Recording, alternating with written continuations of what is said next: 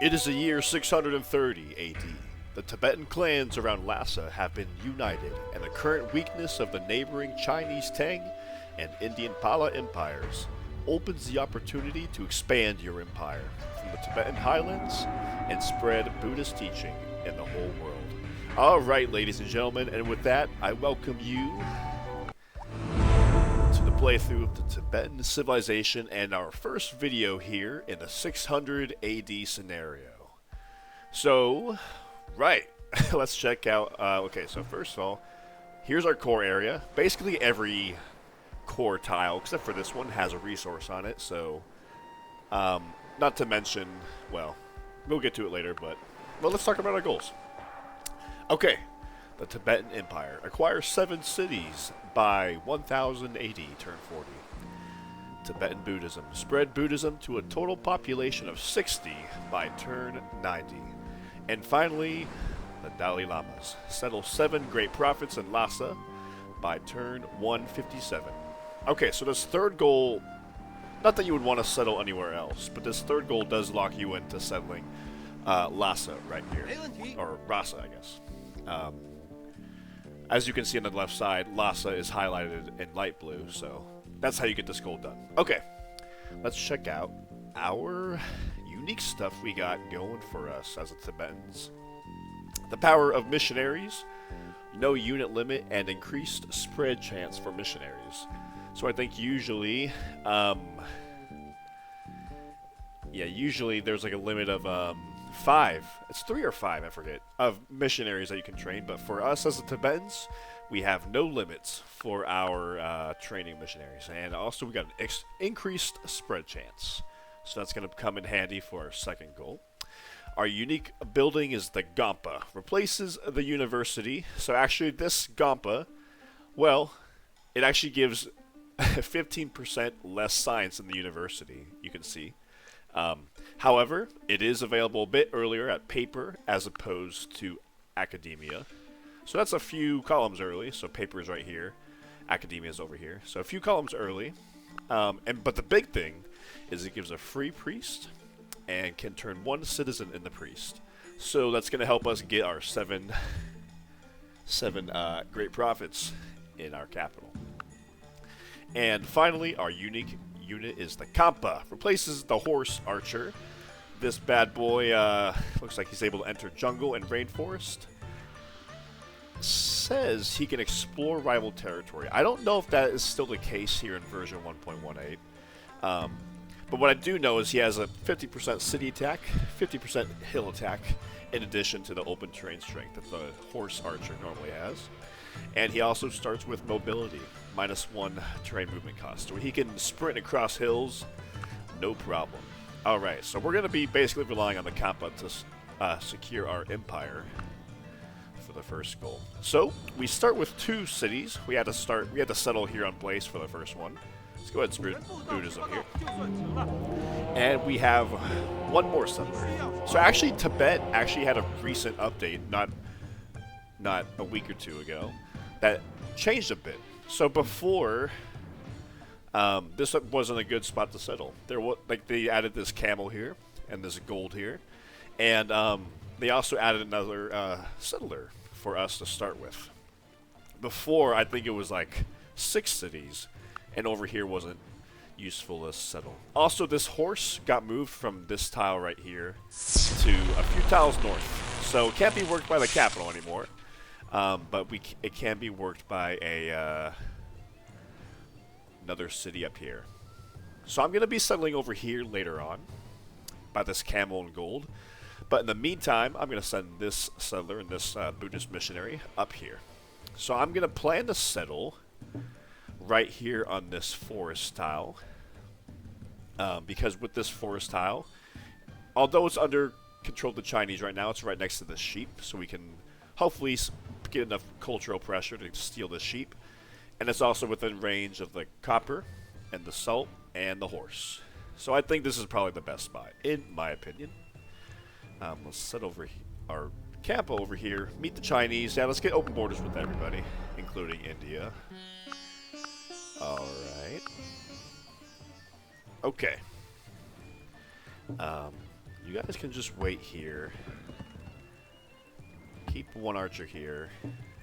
We'll send these couple archers over here to this other city. And we start with one worker. So I'm going to come down here and get this wheat farm improved first. I'm going to start training a worker. So let's look at civics real quick. Civics... So the deal with Tibet is we have a rather small empire that goes through a few phases of expansion and contraction. So as such, you should probably be... we're going to be going through multiple phases of civic swapping. At least here in the beginning, for these initial 20 or 30 turns or so, we're going to be running despotism, so we can get some whipping done. We're going to be working manorialism, which helps us improve improvements faster. That'll come in handy. Not to mention extra hammer from a pasture. We have 2 pastures next to our capital. So yeah, manorialism is just a great civic to start with. Later on, we're going to be adopting caste system to get an extra food from plantation. We have 2 of those. And extra hammer from priests. We're going to be running a lot of priests. But yeah, for now, manorialism is the choice. I'm also going to be running clergy because there's a number of buildings I want to get built in my capital. And we're not going to be running a priest in these initial turns, so I might as well help the production of buildings along. Alright, despotism, manorialism, clergy. Citizenship as well. Because...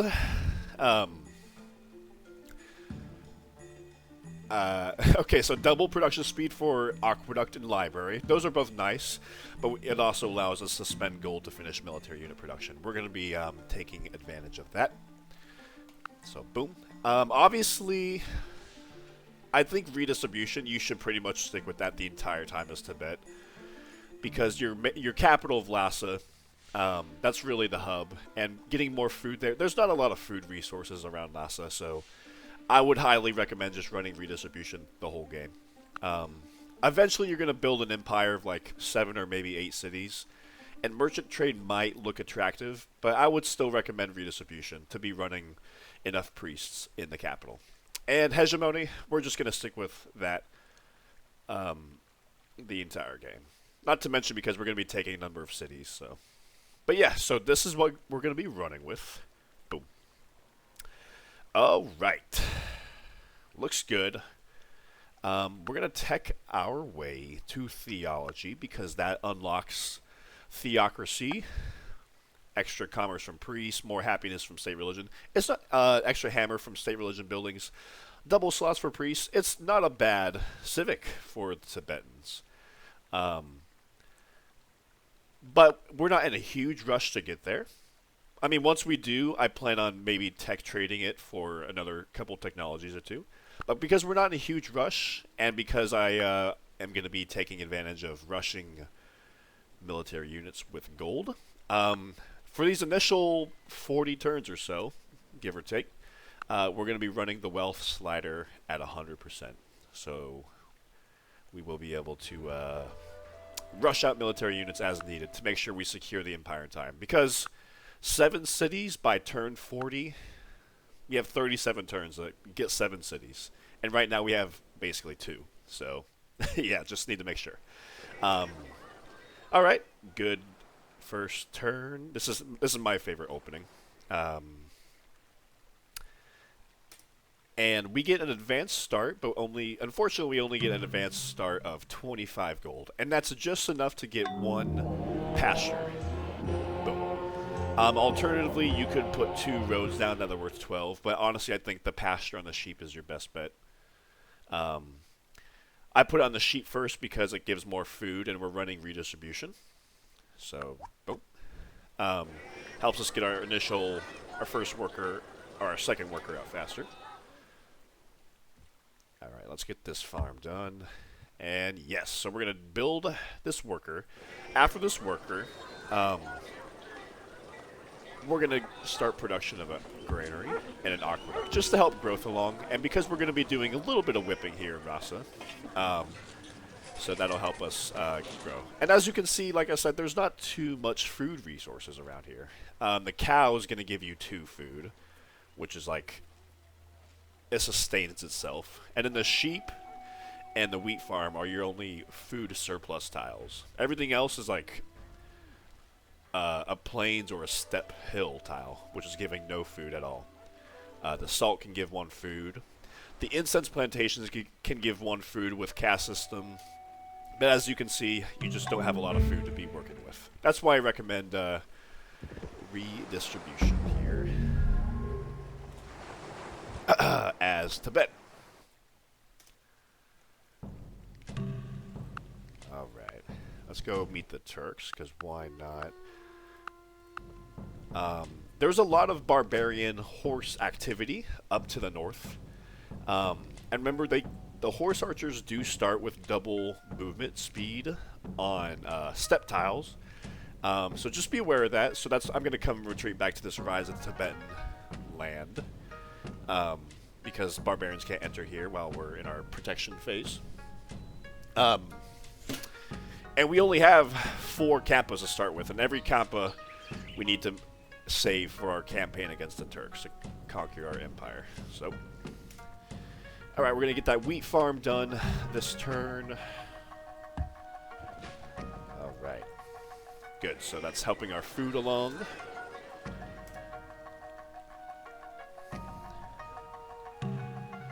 Let's come over here, get this incense plantation up. And let's get this city set up. Boom. Get that Buddhist monk spreading his religion. Okay. So with that, the first thing I want to do is really get some more culture going on here. So I could make a monument. I think I'd rather just go ahead and make the Buddhist monastery. It's only, what is it? 16 more hammers, and it does give 10% science. I don't know. Well, maybe I'll make both. In my last test game, I made only the monastery, but it did take several turns to get the sheep. So I think if I make both, I can get that sheep faster. So obviously it is going to shrink, but hey, that's going to happen. Alright, we got our second worker out. We're going to get that incense plantation. You're going to come here. Boom. And whenever our Rise of the Tibetan phase ends, shortly in the next few turns, barbarian swordsmen will spawn, like in this area over here in the Salt Flat, as well as maybe on this hill right here. So you kind of just want to keep your Khampas nearby to be able to respond to these threats as they arise. Alrighty. I don't want to whip here because we're about to get that cow pasture up in just another turn after it grows. So the less Buddhism spreads to other cities by itself, the more we can spread it to later on. So, I mean, I can't really do anything to stop it, but I don't like to see Buddhism spread by itself to these Chinese cities, is what I'm trying to say. So that way we can be the ones to spread it later on for our second goal. Alright, gonna get that cow pasture up. We got that granary built, helping our growth along. Gonna get that monument built next turn. Cow pasture up.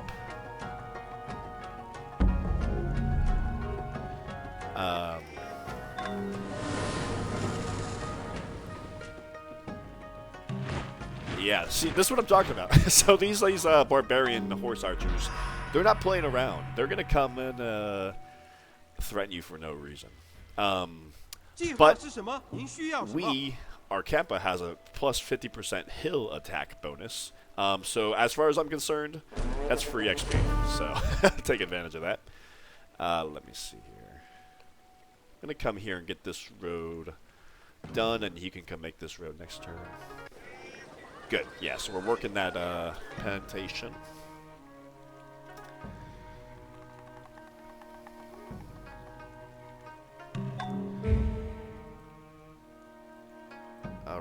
India will trade steel. Now that, so we're going to get a road here. That is, let me look at that, actually. Tech trading. Because we have nobility. And the thing about steel is it unlocks the forge. And we have a decent amount of hammers here in Rhasa. So like a forge would not be a bad idea. The faster we get that built, like the faster it just pays off over the long run. So yeah. Let me see if he'll... I do also want to be able to trade for architecture. Because that'll let us construct a cathedral later on. But for the meantime, yes, perfect. Steel. Perfect. So, we're gonna, let's finish this aqueduct. We're growing now. Good. So now we're slowly exerting culture onto this, this sheep, so hopefully the faster we get that, the faster the city can start to grow. So that's why I decided to make the monument and the monastery. Let's whip out this aqueduct so we can get that overflow of hammers into the forge. Let's go ahead and do that. Good, we're going to get that done in 4 turns, or even less possible. Getting these roads done. I'm building a road up here because obviously when we have our military, we're going to be sending them northeast to come over here. So with the roads, it's going to help facilitate movement up here. Help us reach those Turkish cities faster. Let's make sure we're working this tile right here for some more food and hammers. Alrighty. Taoism spread here. That's just not doing anything, just giving us an extra anger, but whatever. Architecture. Yes, I did say I was looking for architecture. I don't know if we could wait to maybe squeeze a little bit more gold out of them, because nobility is actually more expensive than architecture, so I'm just going to go ahead and accept this deal. Thank you, China. So later on, when we take over these Turkish cities, you'll note that they actually all have Buddhism already in it, and this one actually already has a Buddhist temple. So the idea is I make a Buddhist temple here in Rhasa, I capture this one, and I build 2 more Buddhist temples, and with 4 Buddhist temples, that will allow us to make the Buddhist cathedral. Double production speed with copper, and we have a copper resource right here. I'm pretty much building that to give a little bit more happiness in the capital and get 2 more citizen slots for the priest. So yeah. Alright, let's come over here. Let's get this horse improved. So now we're looking at almost... Do I want to whip here? No, I don't want to whip here. Not yet. I think I might whip this turn. Ah, some more. This is the Turkish unique unit. Actually, I think this is a barbarian because the Turkish unique unit, if it's controlled by the Turks, doesn't have that step promotion. All right, let's get you across the river. Yeah, so 93%. A little bit risky, but not really. But we were able to get another promotion from that. Let's get this horse pasture constructed first and foremost so we can get some more hammers here in this city. And I think now we only have 4 more hammers to put into the forge. I think now is the time to whip the forge. We are going to be angry from that, but that's okay because we only have 4 improvements around here anyway, so I'm not too keen about making sure I have enough population to work these tiles. But so that forge is going to get that 25, that overflow of hammers is going to get that 25% modifier. That's why I decided to wait another turn. And I think now I want to make a Buddhist temple for our next building. That'll give us another happiness and open up a priest slot. Look, so thanks to that forge and the overflow, we're going to get that temple done in 1 turn. We didn't make the list of the most populous civilization, believe it or not. Alright. Come back here.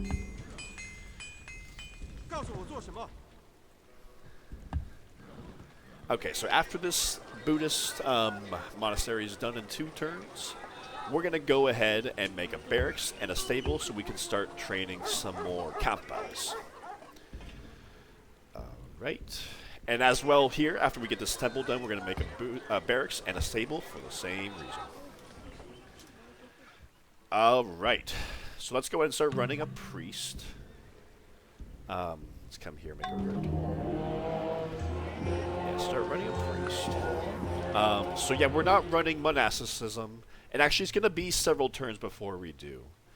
I'll explain later on my plan. But yeah, for now, might as well start working on those 7 prophets as soon as possible.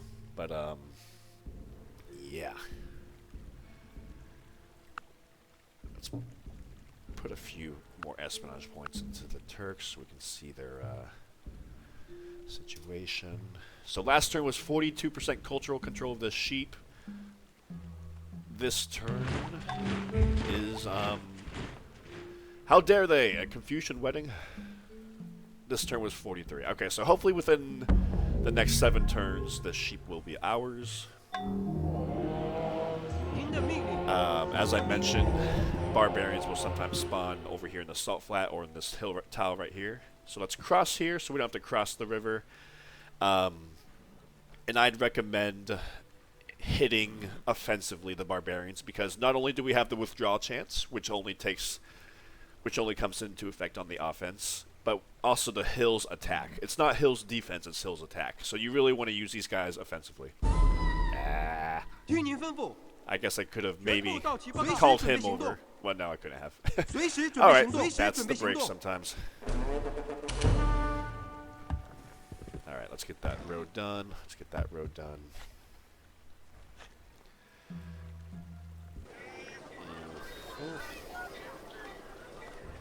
There's no...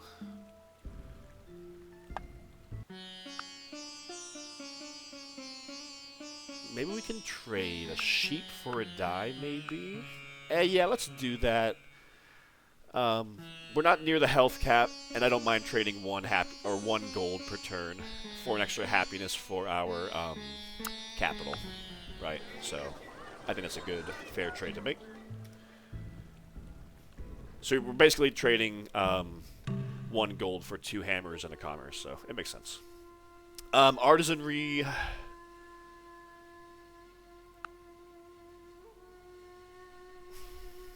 So after theology, my next tech beeline is going to take me to paper to unlock the Gampa.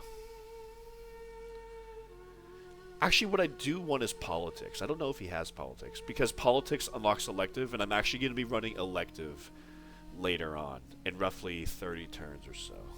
Oh, I guess in a bit. But artisanry, let me see. Okay, he doesn't have politics, so... You'll accept that deal. Works for me. There's no more tech trading we can do. Yeah, that's okay. Maybe when we get theology we can do another tech trade, but... Alright. So...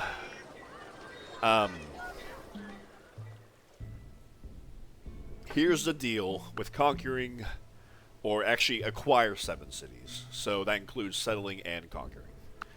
We start with 2 settlers, so we got those first 2 cities done.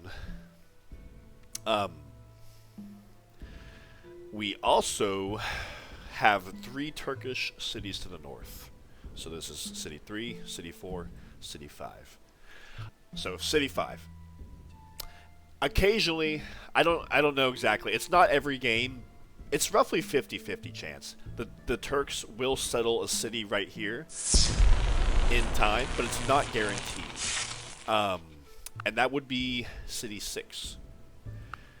And then City 7 that you should acquire, I would recommend putting right here. Because there's not really room for another city over here.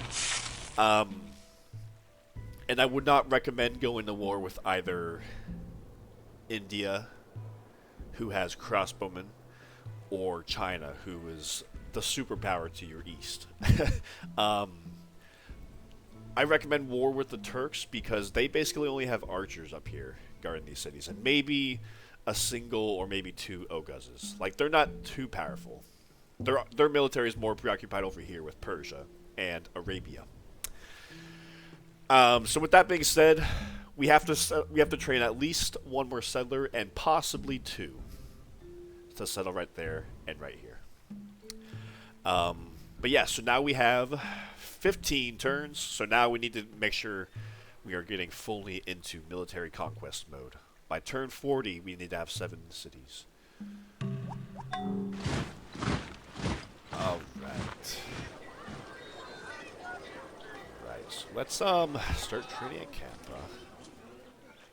Because I don't want to declare war on the Turks with only 3 Khampas. So let's come on over here.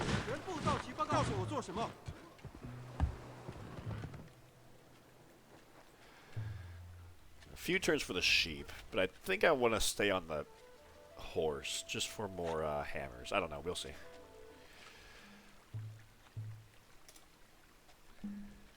I'm letting the whipping anger cool down for a little bit because we're approaching the happiness cap.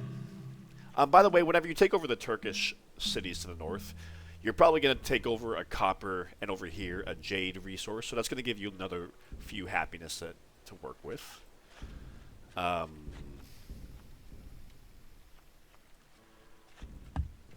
we're settling. So we're sitting here waiting for.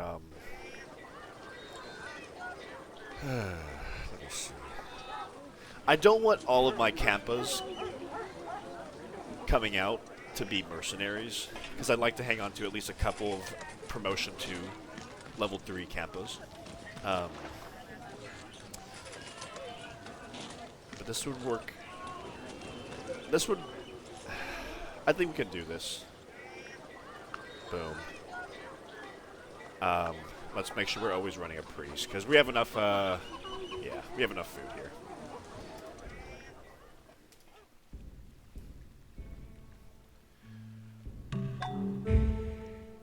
Alright, so now we have our first level 3 Khampa.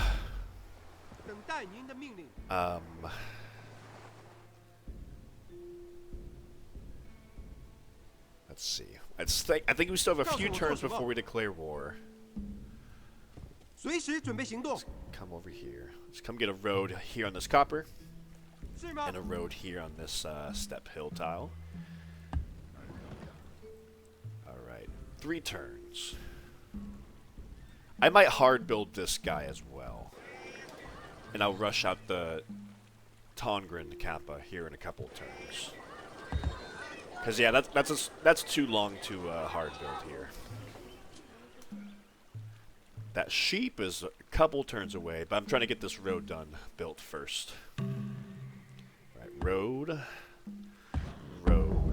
And by the way, manorialism, workers bill improvements 50% faster. Without that civic, these would be taking 5 turns to build this road each tile. So I highly recommend manorialism for your opening turns as... Tibet. Okay, so next, because you guys know, of course, about rushing units. It's a lot more expensive to rush a unit if you have 0 hammers put into the project, into the unit. So I'm going to be rushing out this Khampa next turn. And at that point, I'll just hard build this Khampa as well. So I think we're going to be set to declare war on the Turks in a couple of turns. Turkestan has founded Kujar. I don't remember if that is the name of their city right here. We'll find out. Alright, so let's buy this Khampa. So I think last turn, I think it was like 240 gold, and now, after putting in only 14 hammers, now it's only 157 gold. So, yes.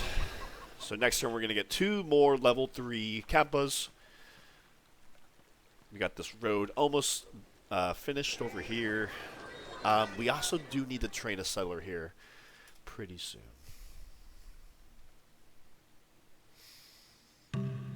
Alright, so let's come on up here.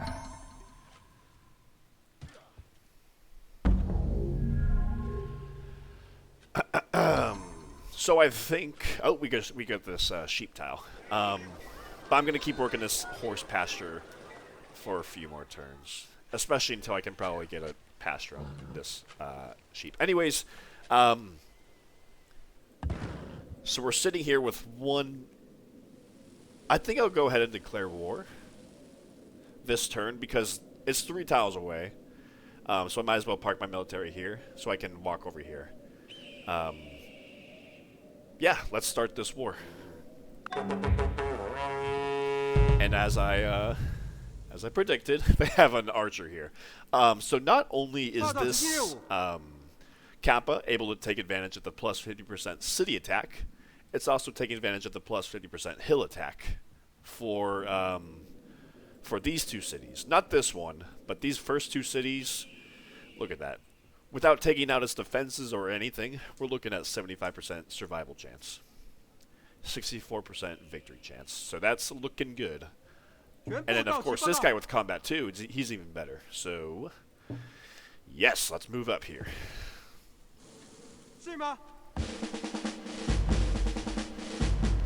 Looking good. All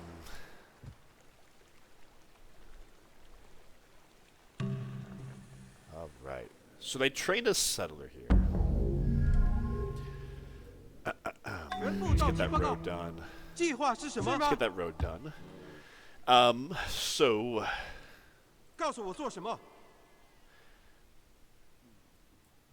Yeah, I think I'm going to send the mercenary in first, just because I don't mind losing the mercenary. Or he's like the one I care least about.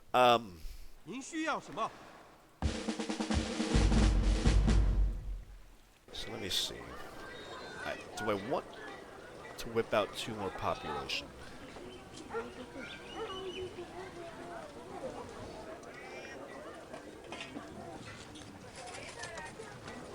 Yes, because I think next we're going to train a settler here. So let's go ahead and do that. So what I'm trying to say is I don't care if the... well, we're not going to reach a happiness cap, but I need to train a settler here next. That can come over here in time. One more thing. As you start expanding your empire, I mentioned earlier that you are going to be... You should be switching civics a lot because you're a rather small empire going through a few different phases of empire. The phase we are in now, conquering, I think this is the point where I would recommend switching to slavery so we can capture some workers from the Turks. So let's go ahead and do that. And also, syncretism. So normally syncretism doesn't have a lot going for me that I care about, but what it does have is can build missionaries without monastery.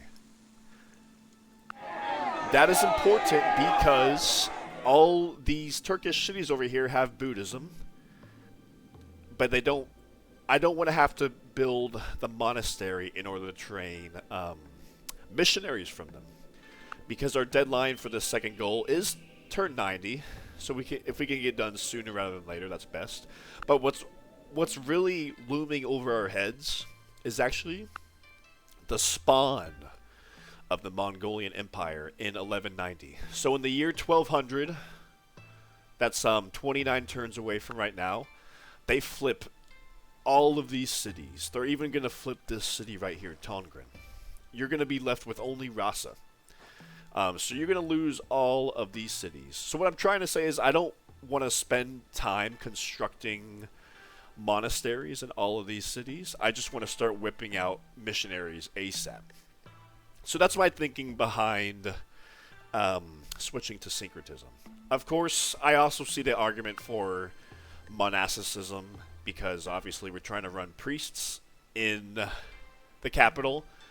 But this is the route I'm going down. I'm just saying, I would choose between monasticism and syncretism in your Tibetan game, but it's between these two. Anyways, yes, that's what I did. All right, so like I said, let's send the mercenary first. 78 gold, boom, perfect. How are we losing gold in anarchy? Oh, all right. We're trading some to India. I forgot. Yeah, so I did that because that settler, we can capture him as a... we can capture that settler as a worker with slavery. Okay. So let's come on over here and also capture this worker. Boom. So we got 3 archers to deal with here.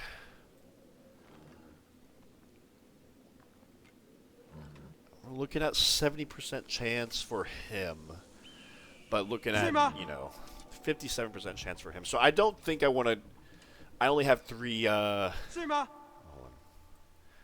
think I'm going to wait one more turn. Is what I'm trying to say. So we're going to come over here. Well, why not? Let's just...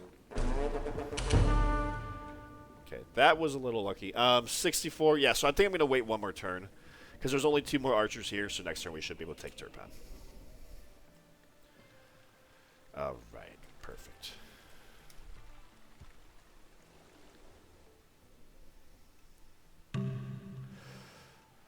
Alright, do we have another mercenary we could send forward? I don't want to send you. You can heal. Send you 70%. Unfortunately. Yeah, send you combat 1. He withdrew. Okay, I don't mind withdrawing. Okay, let's get you a promotion. Good, good. Let's get you a promotion, baby. Oh, there's 3 archers. I guess they reinforced that. I didn't realize that. Yeah. Okay, so we're going to have to call forward this mercenary to finish the job. Let's do it. And we are in luck because the Turks did settle this city here, it looks like. Otherwise, the cultural control of this city wouldn't extend out this far. So we only have to train 1 settler here. But probably I should have done some recon earlier just to confirm with my Khampas if they have a city over here. But now that I know that, I know I just have to train 1 settler. Otherwise, I'd have to, like, whip out a 2nd settler, and it would be, like, right on the line of yeah. So, anyways, so let's come here. We gotta get healed up. I'm just now thinking I should get a medic Khampa, but I don't have a medic Khampa available that I can. Yeah. Well, I'll do this camp as a medic Khampa. How about that? Okay. Yeah, let's get this sheep pasture up. Luckily, the Chinese got a head start on it for us, so let's get that. Boom, boom. We need to heal for a few turns. Let's come here. Got this worker.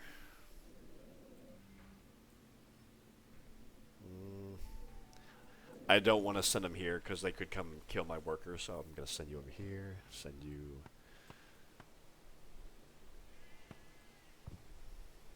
Boom. Yeah, I guess now you can go ahead and work that sheep pasture. And I'm going to rush out this Khampa because we have gold to spend through. We have gold to burn, so we got to take advantage of that.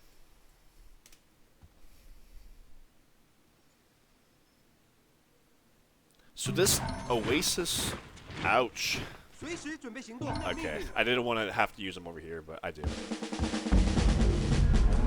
So he's going to be my medic Khampa. We're sending you. Got to get your butt to the front line to help heal these guys. This oasis date tile has a lot of food, so while this other city's in anarchy, well, even so, yeah, work that tile. All right. So I'm going to send you over here to get that salt quarry. I'm going to send you over here to get that salt. Well, send you over here.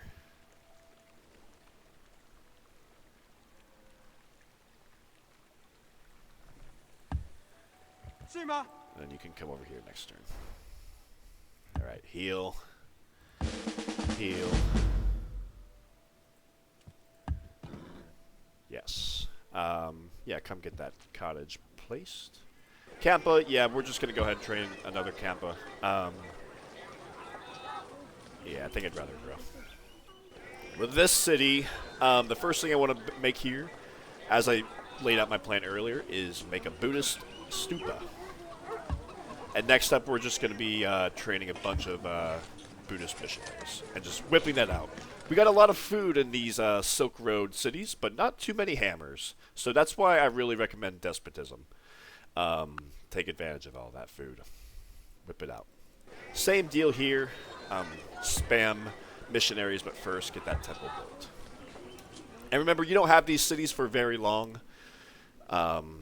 So don't don't go and start building up infrastructure like jails and libraries and stuff. Just the essentials is what I recommend. Okay, 2 turns for that settler.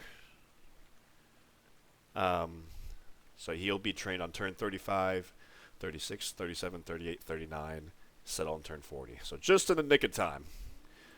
And that would be, we have 4 cities, so that would be 1, 2, 3, 4, 5, 6, 7. So just enough cities to get that first goal done. We're on track for that goal.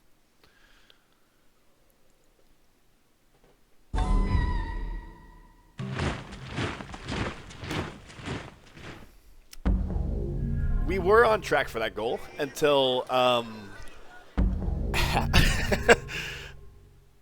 until the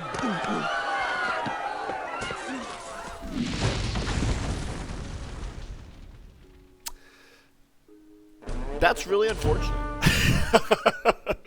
Okay.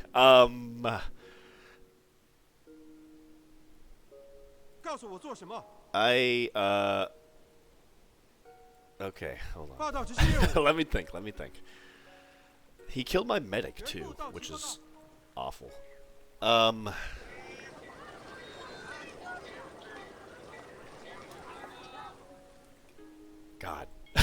That sucks. Why? Why? Okay, whatever. Let me pull through. We have 6 turns, people. I'm not panicking, but, you know. Okay, let's come kill this guy.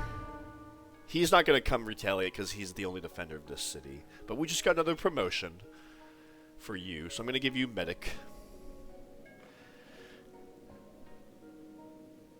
This Kashek has double movement speed on steps. So he can go on this hill tile like 1 tile, 2 tiles. So he can come kill my worker here. So I can't even... I think I have to just come here to make sure he doesn't kill me. Wow. Okay. I'm going to come here, heal you. Road here. I need to rush out this Khampa.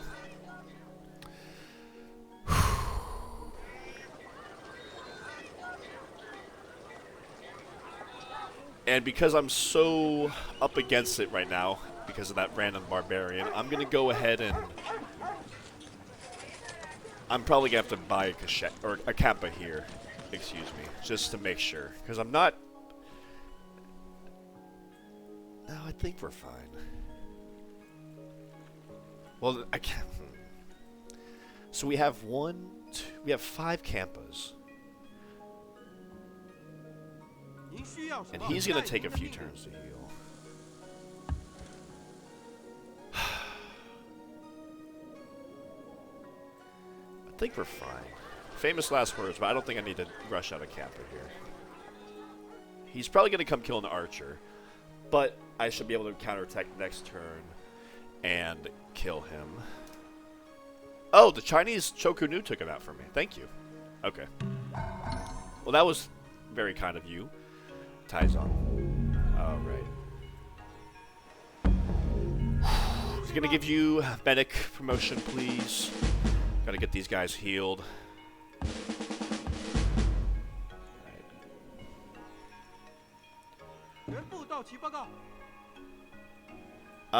Yeah, and because this counts as another continent for the current rules of the game, I can't train a settler here, which is unfortunate. Otherwise, I would train a settler here and whip him out. And yeah. Okay, they're all healing. I'm just gonna keep this worker here until I'm safe to come make a cottage there. Making a road here.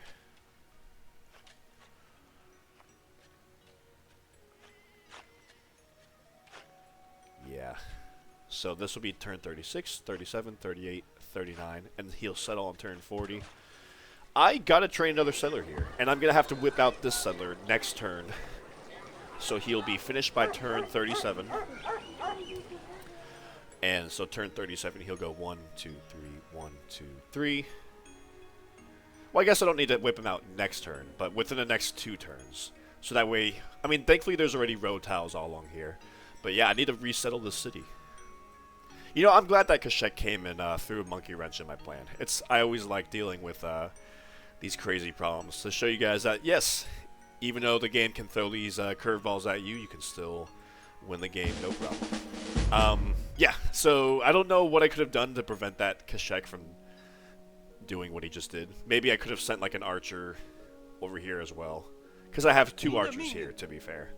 So I probably could have done that, but other than that, yeah, sometimes the game's just gonna, you know, do what it does. And I also, of course, can upgrade a Khampa to skirmish, light cavalry, the Kashek as a light cavalry unit. But yeah. I don't know, it's a very tight deadline taking the cities against the Turks, but yeah, you got a lot to work with here. Right. Another Khampa, of course. That was fun. Alright, so hopefully they heal rather fast. And okay, we don't need to keep putting.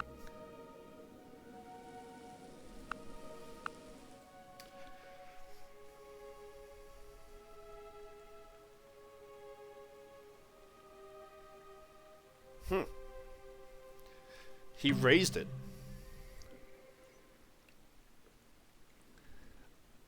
Alright, so let's get a road here. We so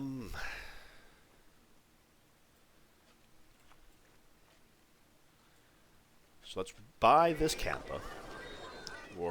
Our treasury's running low now, unfortunately. But hey, that's why we ran 100% wealth for the entire game.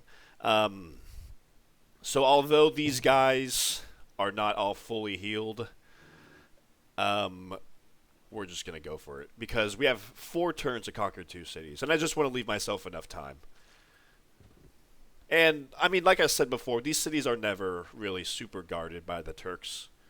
But still, I'd rather give myself an extra turn or 2 of space rather than waiting till the very last turn. So let me see. Do I need to whip out this turn? So if I whip him out next turn, he'll be done on turn 38. 1, 2, 3, 1, 2, 3. Then 39. No, so we can wait a couple turns for that settler. Because I don't want to whip out 2 population. I want to keep that priest running if I can.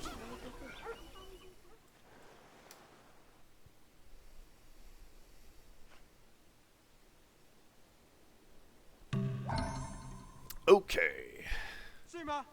Archer has been trained here. Let's send our mercenary. The mercenaries never seem to die, which I don't know if I'm complaining about, but it just, I notice I usually use the mercenaries a bit more recklessly because they have the extra upkeep costs, and they never seem to die, which is funny.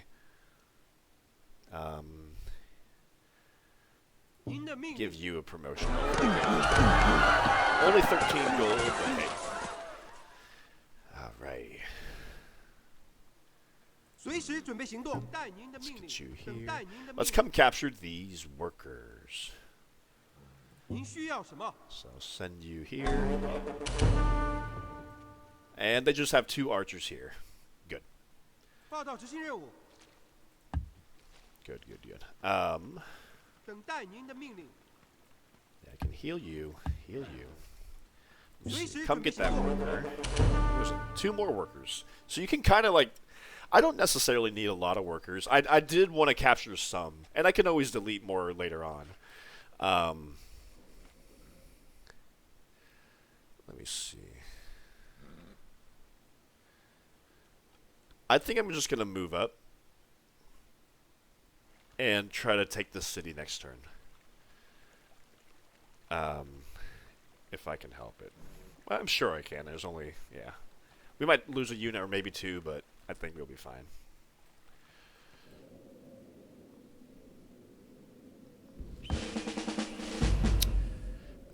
I'm going to give you skirmish. Because I need to keep you on anti-Kashek duty. Because now I'm paranoid about all those damn Kasheks roaming around here. That's the first time. I've ran a few test games as Tibet. I never had to deal with losing a city. So that's kind of on me. Another Kashek. We're going to grow. Yeah, I need to whip out this turn. So I am going to lose 2 population. But that's the way it works. Let's keep running that priest. We are losing gold at 100% wealth, which is not great. But all these cities do have the Silk Route corporations, so that's going to help our economy a bit as I get them connected. Yeah.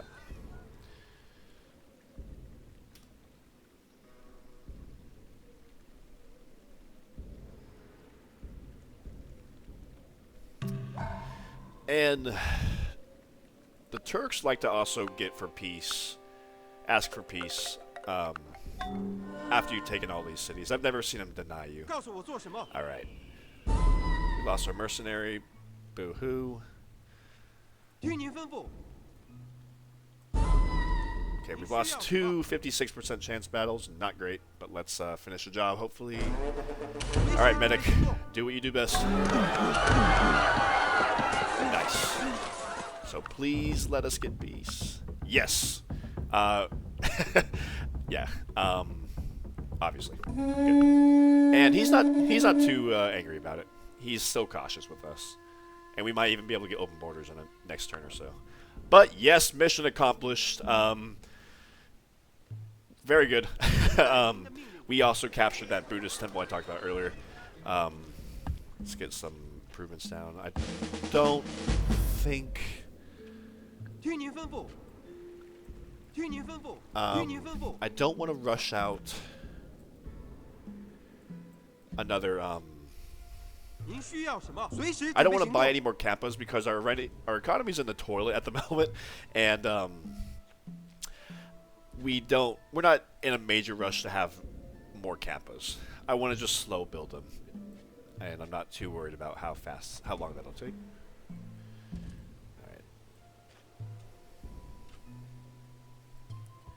So next turn I'll come get that city settled, and that will be City 7 by turn 40.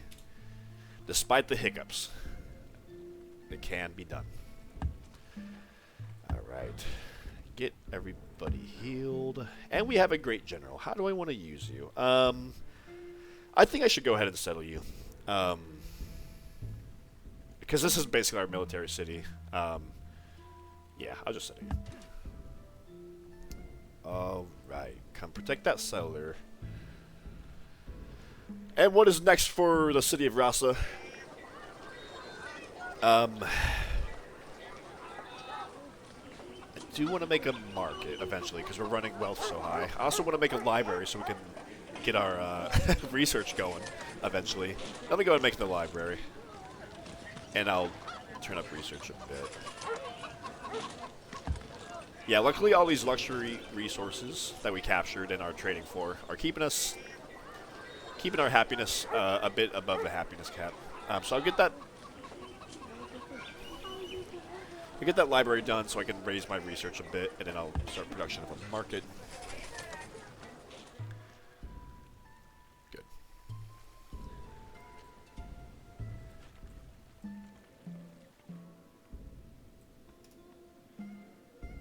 Probably going to whip out that temple this turn, I think. So now there's no Buddhism in this city I'm about to settle. But that's okay, I'll be spreading it there anyway.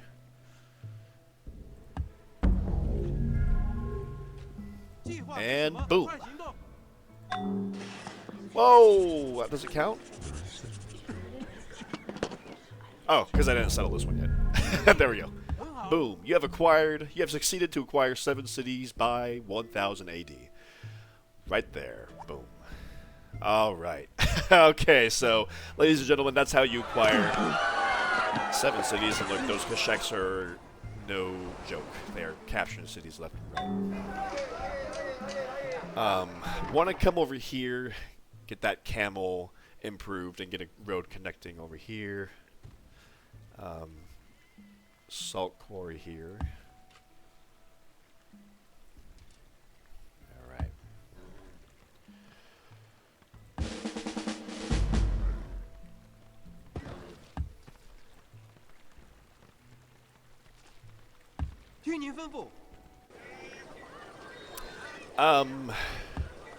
What do I do here? I have no Buddhism to do anything here. I'll just, I can't build wealth because it's not culture.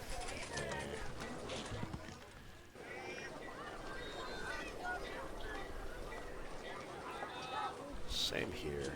Well, let me work this tile. Do wealth here. Do culture here. Alright, let's whip out this Buddhist stupa. Because I want to get Buddhism spread to this other city ASAP so I can get a temple built there. So luckily there's a weaver here, which is actually giving us extra happiness from the cotton and the sheep, so that's nice. We're still losing wealth at 100% wealth, so that's not great. So I'm well, I can run 50% until I get that market done, I think. So I want to take advantage of that research modifier I do have. Hold on, I might switch civics again right now. I just considered that.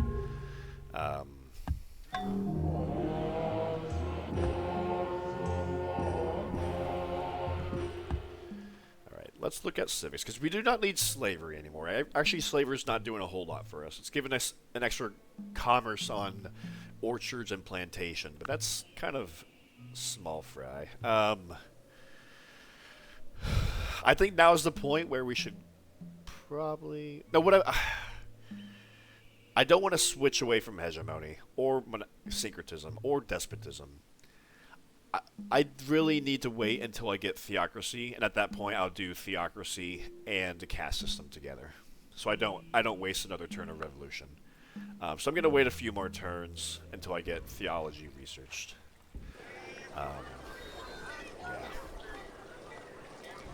Yeah, our research is... our economy's in the toilet right now. But it's coming back, I hope. We need the Silk Road to spread to these cities, please. Okay, good. Yeah, well. Alright, yeah, I'm gonna run an artist here for a turn, because we're starving, and I want to get this date oasis and this camel under our cultural control ASAP.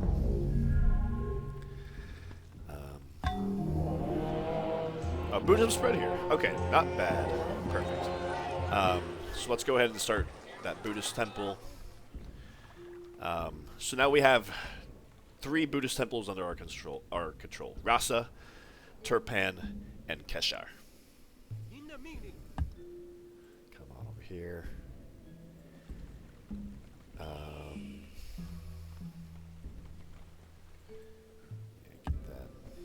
And remember, all these cities are flipping away from us in less than 20 turns now, so don't get too attached to these cities. Yeah, we'll just start training missionaries here.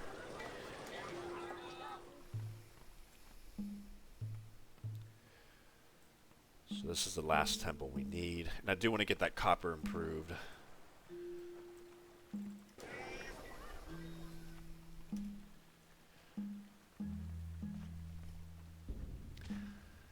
Need to get these luxury resources improved. This incense and this gold for more commerce. Come get this copper.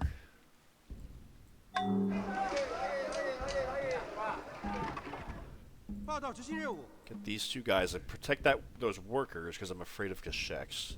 And the archer too, just to be safe. Because I think they spawn in pairs, so I don't want 2 guys to come kill all these units. Get a cottage there. I need a little thing to help our economy. in the moment. Here, I think here we can, like, we're going to have this city long term. So I'll make it like a jail here. Why not? I don't know. This city's not doing much for us. It never will. No, you know, a granary probably makes more sense before jail. We are shrinking here. Please do not shrink. Yeah. Yeah, you can work that tile. You work that tile.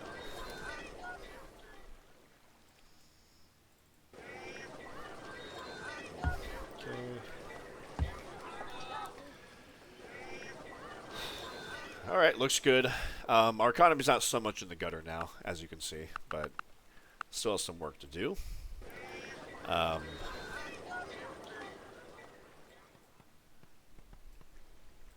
So we should be able to start production of that Buddhist cathedral. You do want to get that Buddhist cathedral done before the Mongols spawn and flip all these cities. So there's a bit of a timeline on for how fast you can get it done.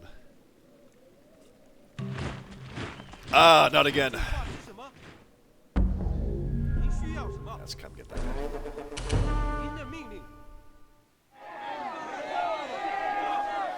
I forgot that happens. This is a very Turkish city, so I need to have more military units stationed here to keep it from getting in revolt. That's my bad. Should have been keeping an eye on that. Cottage, cottage.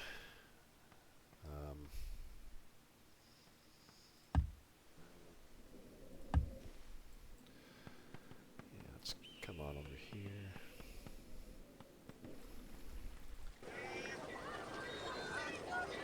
I don't want to whip here anymore. we're working on these tiles, and yeah.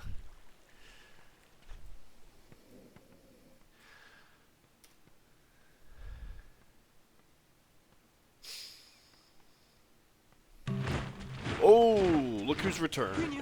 Okay, we have our guy with skirmish here, plus 25% versus light cavalry, and he's on a hill. So this is basically as good as we're going to get, 65% victory chance. Thank you, our anti-Kashek guy has pulled through. So those guys make me nervous, especially after they raise that city. So I need to come back here and heal. These barbarians are no joke. Swordsmen here, Kasheks to the north. Yeah, be on the lookout, ladies and gentlemen. Let's get that cottage done. Alright, yeah, long term, be damned, just whip out like as often as you can, honestly, is what I recommend.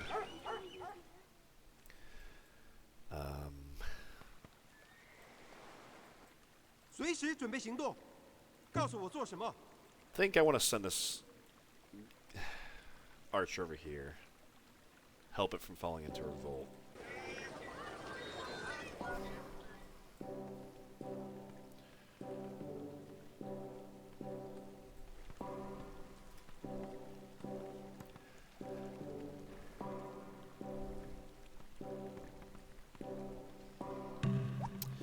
Alright, let's get that salt quarry done so I can give another improvement to Rhasa. I'm going to just spread Buddhism here. So now this city can start being obsessed with training Buddhist missionaries. I hit Alt-click to just train them indefinitely. I whip out that temple next turn. We're looking at 2% revolt chance now. So I guess we were just really unlucky a few turns ago when it fell into revolt. Hopefully the archer reduces it even more. Yeah, no more whipping. No more whipping. We're getting a little bit... We're trying to calm down a little bit.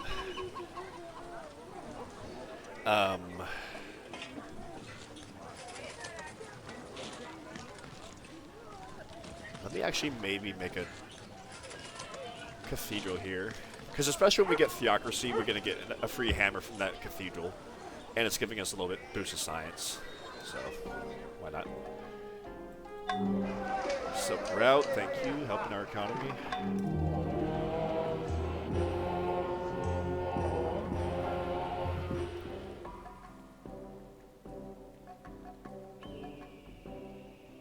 Is that copper done? If that copper is done, I'm going to start, yeah, we got copper, good.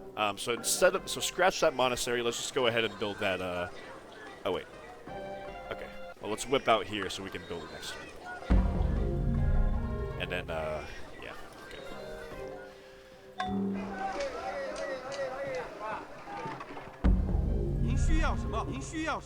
Alrighty, good.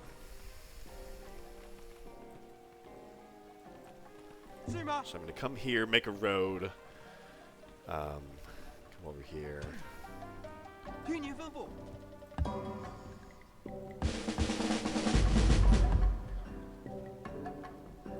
Alrighty. Oh, I should have got that incense. Oh well. And I'll just have you train Khampas until the Mongolian spawn, I think.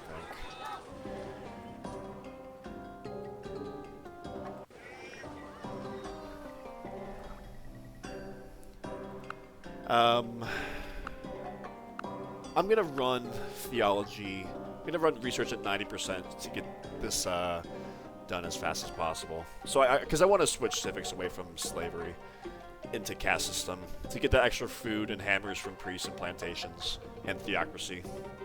That'll be really handy. So, might as well get that technology out ASAP.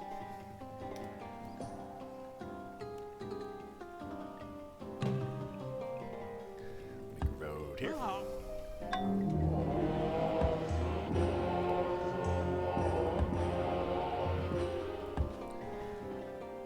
So we're looking at a 0.91% chance of revolt with 4 units here, so it works for me.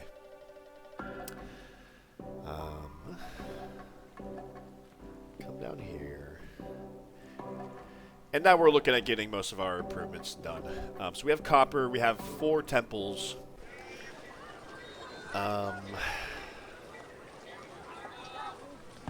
If I whip out... I don't want to whip that out, that's okay.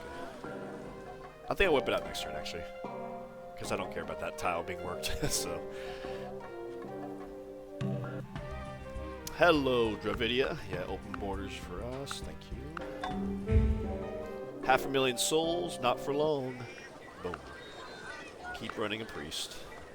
So all that overflow will go towards the cathedral with double production speed.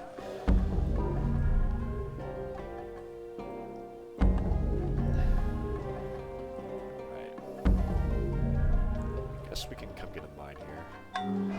So in 12 turns, we're losing all these cities. Yeah,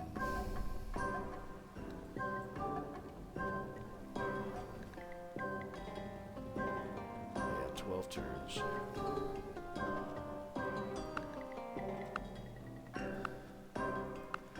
Let me see here.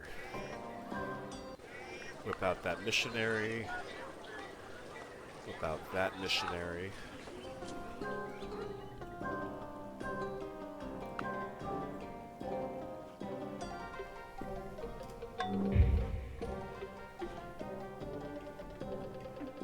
Okay. Our people are thriving in peacetime. Food stores, +10. Nice. Helps with whipping. So, come on over here.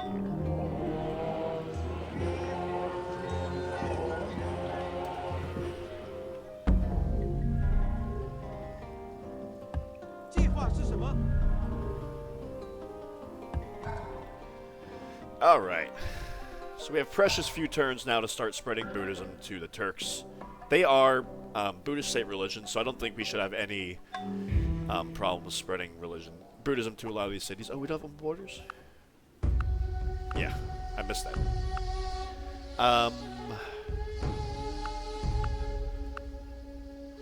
Okay, let's wait until we get theology, then maybe we can make a trade for some of these technologies.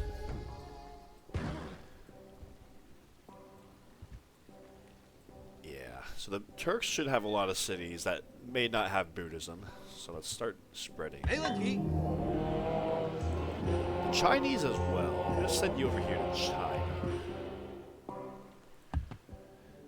Let's get that camel improved.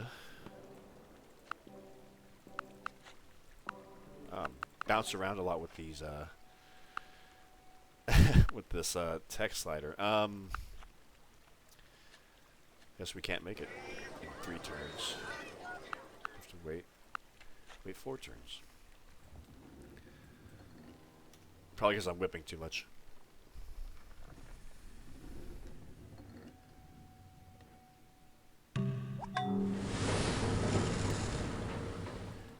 So now we're shrinking until I can get this pasture up.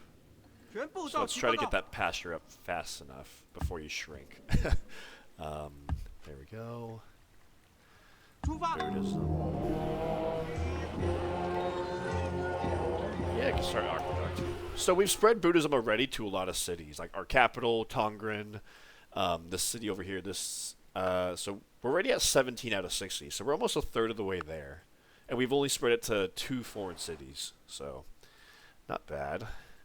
Let's whip here. Whip. Check often if you can whip, because why not? Look how happy this city is because of all the happiness resources and the jeweler and all that. So, yes, sir. 2 turns. Let's make it 2 turns.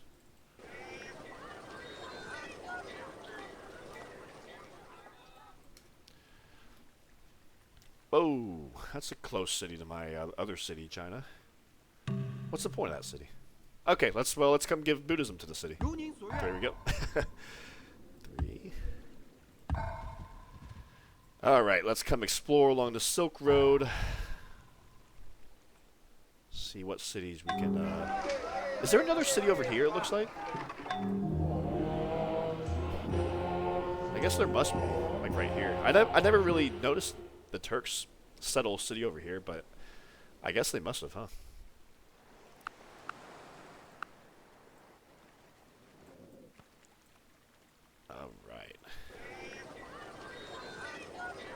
Don't want to whip anymore, as I said. But we get our first great profit done this turn.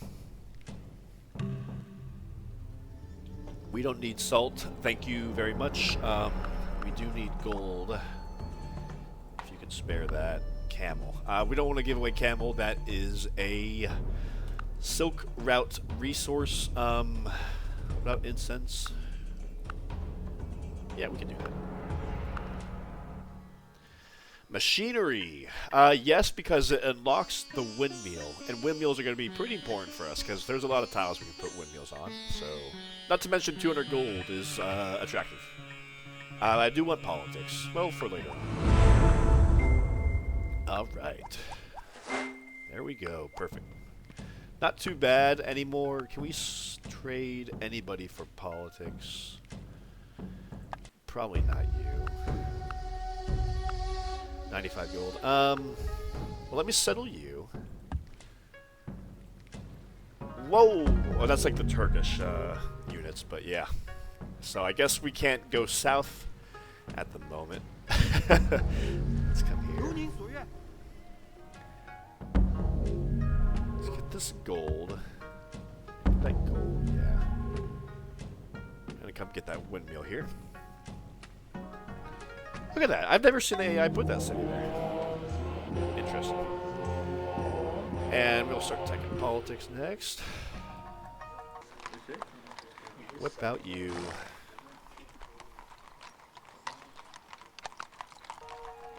Alright.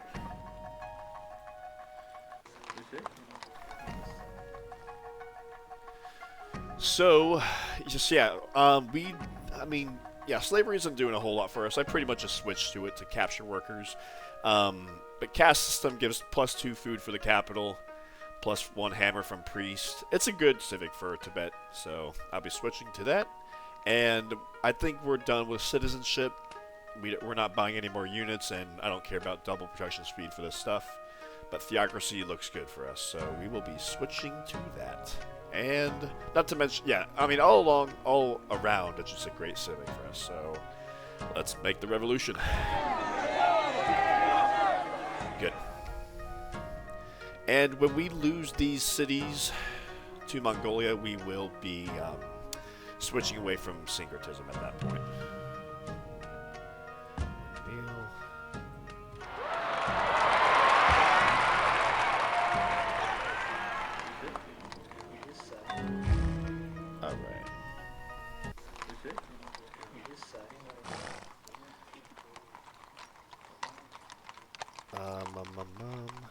What is next for this city? Maybe Weaver. No, I'd probably just start training missionaries. So We only have 7 more turns to the Mongolians flip, and we're not even halfway there. I'm not doing as good in this game as I did in my previous test games. In my last test game, I was able to complete that second turn on the same turn. That second goal on the same turn that Mongolia flipped my cities. I don't think we can pull it off this game.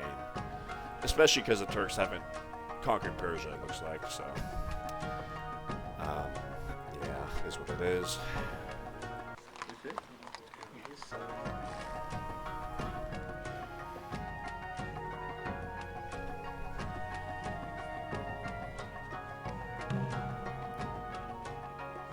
Good.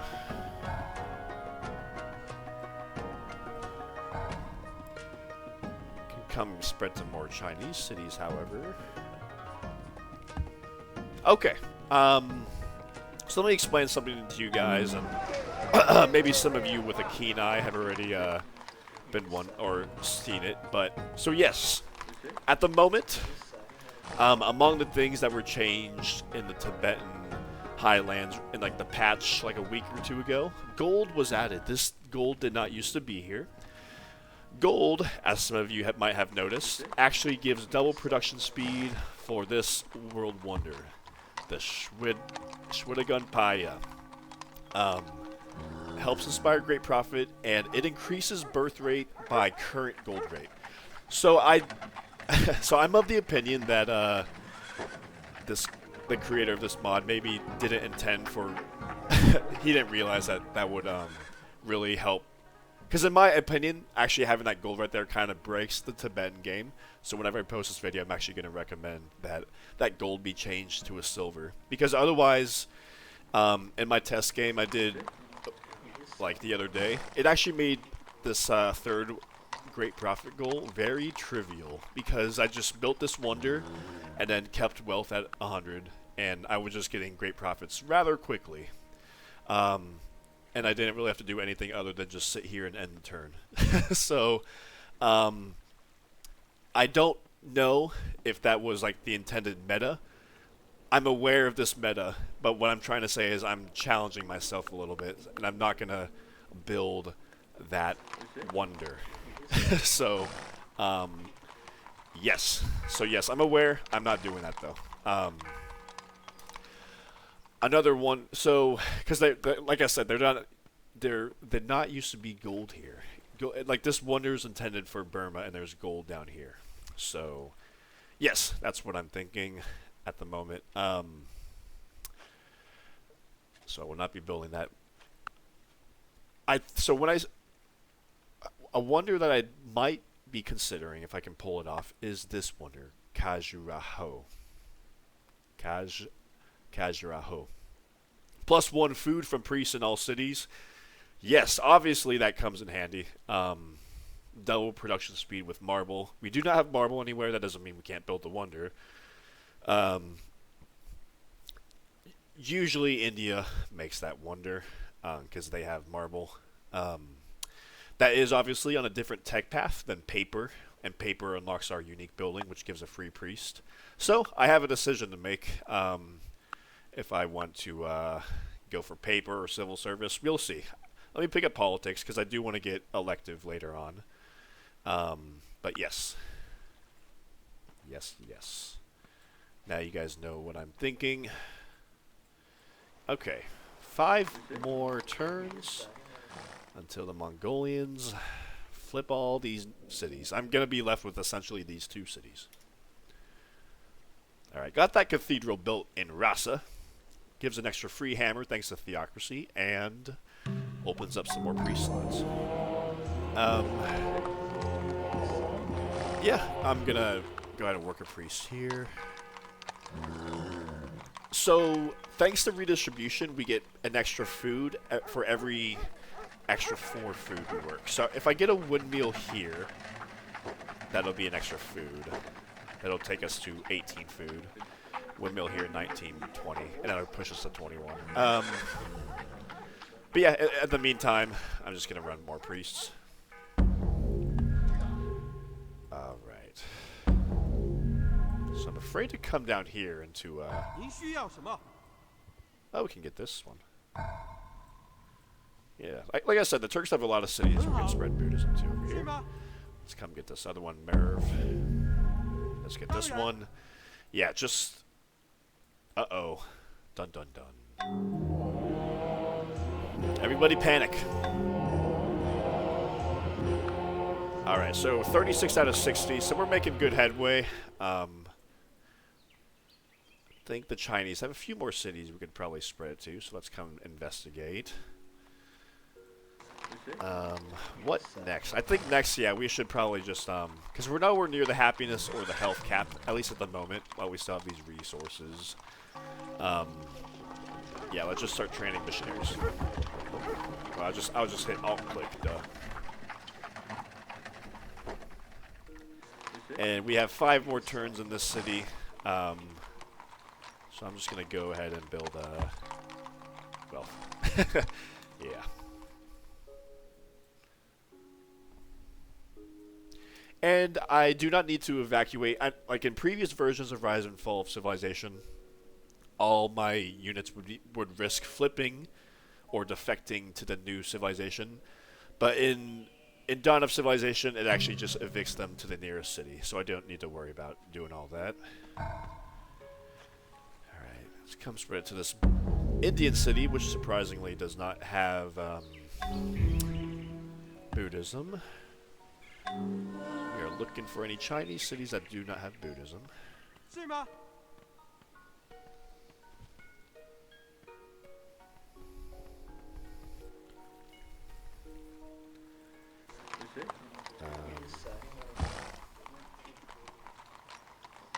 I think maybe I might be able to whip them out. Yeah, I can definitely whip out one more missionary here before it flips. Looking to get some last whips in here. Whip you out.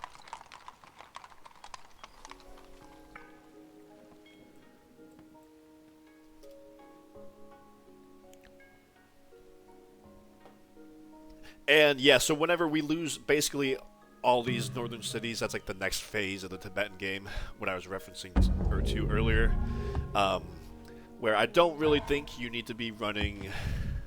You probably do for another civic swap at that point.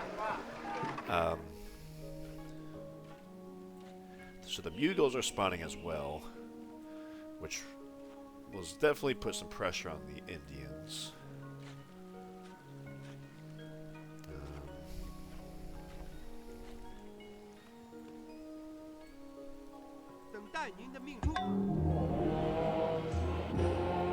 Just looking for any cities.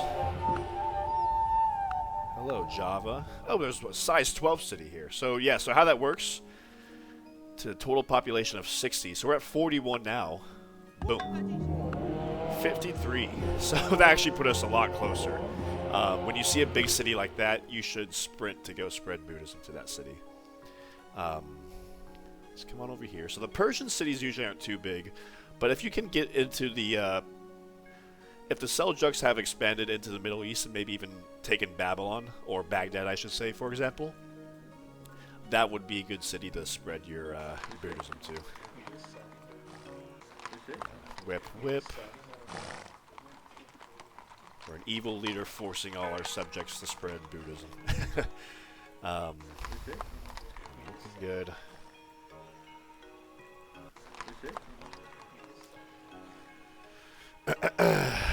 Actually, we might be able to get this goal done. Well, probably not the same turn that Mongolia flips, like I was able to do my last test game, but not soon, not long after that, I would say.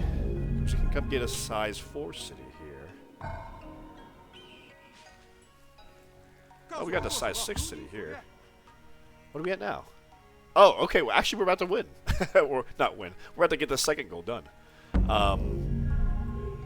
Yeah, not bad. So we're just looking for one more city. Okay, so all these cities, I think we can just go ahead and have them switch to wealth. Mission accomplished. We can make wealth for the last turn here alive.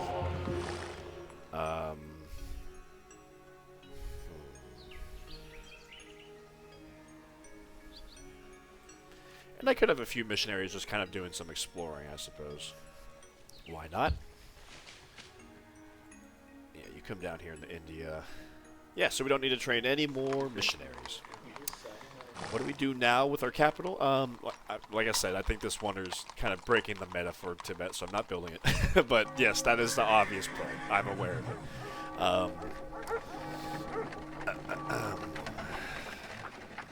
I don't know. I guess we could just, because we're about to lose a lot of luxury resources and some health resources as well. I'll go ahead and make some stuff to help our healthiness and happiness out.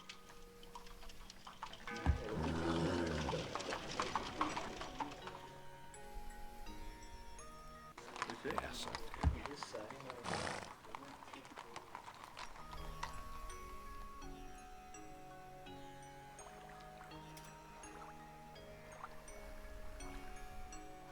I'm not throwing the revolution now, because I want to not have all these cities in anarchy in my last... I want them to be producing commerce while I still have them, is what I'm trying to say. Let's run science at 100%.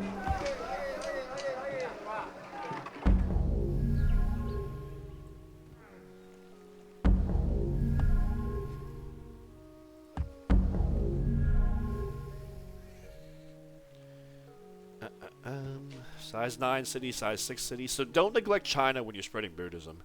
Like, I don't need to go that far. I pretty much just spread Buddhism to my own cities, to China, and to Turkestan, and I got 60 population, as you can see. So, and maybe I think maybe one city in India. That was it. That was it. Okay. Yes, we're about to say wave goodbye to our the north 2/3 of our Tibetan Empire. We're about to lose 1, 2, 3, 4, 5 cities, and we're going to be left with 2. So you can consider running merchant trade while you have this decent empire of 7 cities, because I'm losing out on a lot of trade commerce, obviously. But I don't, like I said before, I just kind of recommend redistribution the whole time as Tibet to help the food production there. Okay. Yes, Genghis Khan, you have my empire. We will not be declaring war on the Mongolians. We will be accepting their decision. So, and as you can see, with our empire a lot smaller, and how many priests and great prophets we have, our economy is not even suffering that much. And in fact, at this point, we don't need to be paying for these mercenaries anymore. So I'm going to go ahead and be deleting these mercenaries, save us some money. Actually, yeah, we're positive. After we delete the mercenaries, we're actually positive on the gold production. Good. The worst thing about this is we lose our horses, so we actually cannot trade more Khampas. But that's okay. We're not really, we don't need more Khampas.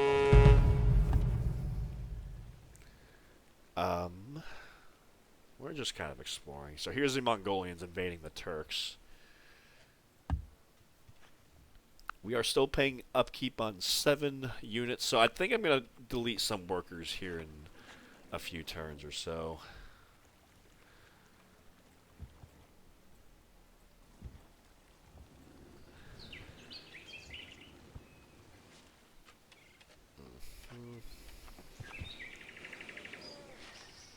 To be honest, I probably should have had him spread his Buddhism to this city, but I didn't. Let me see. Yeah, I'll spread it next turn. So we get politics. Enables elective.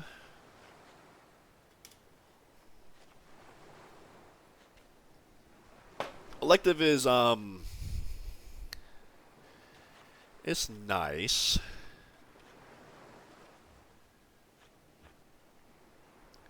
The only, I mean, so like now, the thing is, none of the government civics are super overly attractive to the Tibetans, but elective is the most, because as you can see, elective Gives +2 commerce on pasture and camp.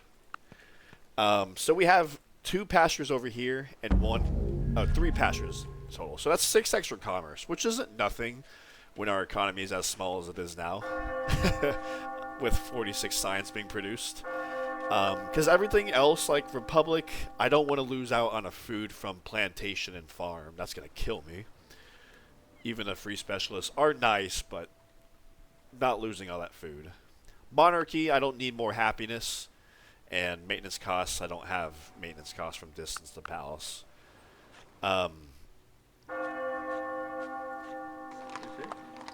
Yes, and I don't need more happiness for monarchy. So, and I don't need to whip in my capital anymore, or over here. Excuse me. So at this point, it's pretty obvious to me that elective, you know, it just, I mean, it gives us 6 commerce. It's doing the most for us. Everything else is kind of like, I don't care about it. And we can go ahead and also drop syncretism now, because that was only allowing us to build missionaries without monastery. And now we can finally switch to monasticism, where we will stick for the rest of the game. And honestly, I think we're probably just going to stick with these civics for the rest of the game. The only exception I could see is you actually end up amassing a lot of wealth as Tibet, sitting in a very tall, small civilization with a ton of priests and prophets. So you can amass a lot of wealth. So I can understand if you want to later on switch to citizenship to buy more military units. But I think more likely than not, this will be the civics I stick with for the rest of the game. Let's just spread Buddhism here. There we go. Boom. So that starts our golden age next turn. Yeah, you can see like just a lot of cities everywhere that we could potentially spread Buddhism to. And we got that done way before the deadline of turn 90. So 29 turns early. That's what I'm talking about. We're just doing some exploring now. Because why not? Go meet Vietnam.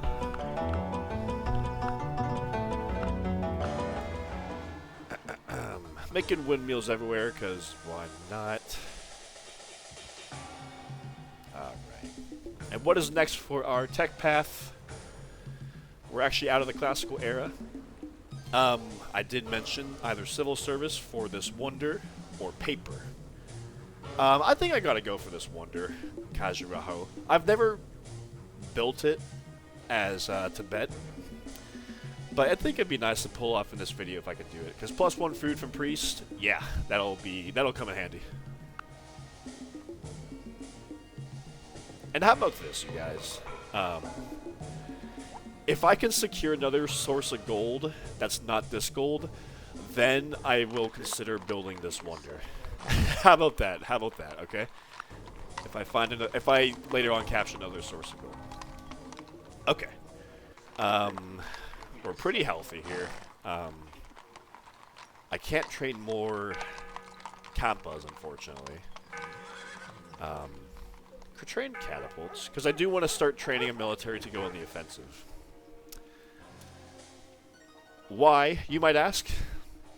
Well, if you don't cheese the Tibetan game by making that Shwadagun Paya wonder, you're not going to have enough time to get 7 great prophets born in Rhasa. Even if you run monasticism from the very beginning. So with that being said, as Tibet, you need to make sure you capture another city and have at least 1 great prophet be born in that other city to make that happen. Okay. To make sure you get 7 great prophets in time. Alright. Road. Windmill. Yeah, when I get windmills on all these tiles, then I'll start deleting some more. Swahili? What are you doing here? Forgot you're in this game. I never see Swahili. But I guess I don't play to the mid-game too often. But now I'm in the mid-game. We're just doing some exploring. Let's come check on our neighbors to the southeast. So I think they have a goal that they're supposed to be able to control to help them make that wonder.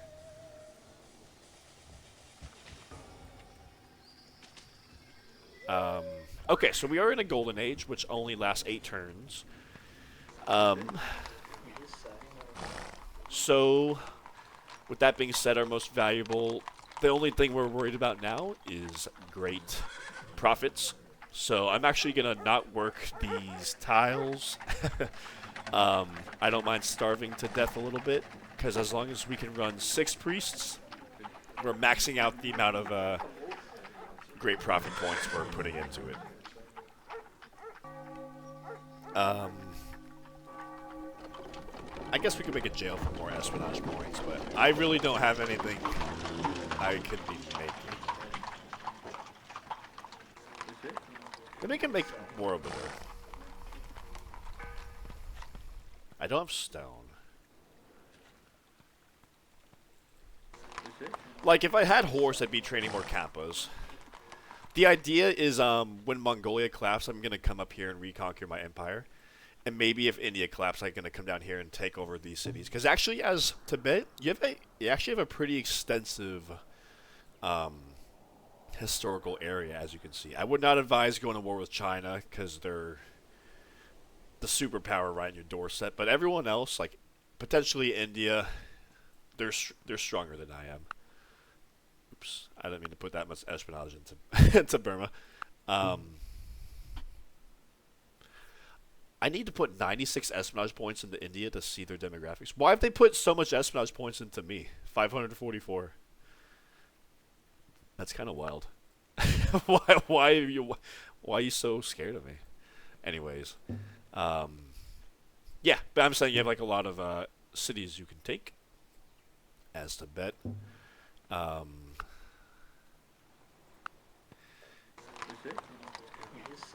I'll make a jail. I don't know what to build here right now.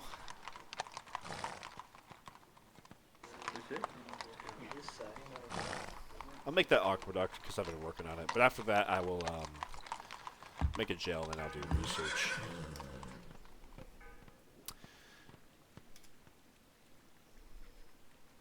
Okay, so we're going to get our next great profit in 2 turns, and hopefully we can get out our 3rd great profit before the golden age ends.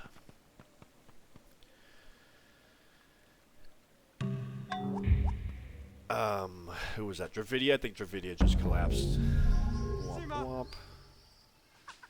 Yes, I did.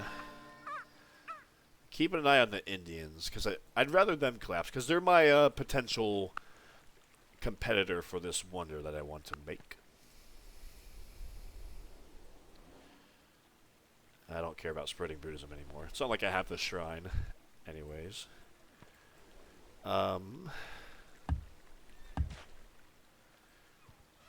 So I swear they have a gold. Yeah, here's their gold resource. They're supposed to be able to control to, oh, Rise of the Ties.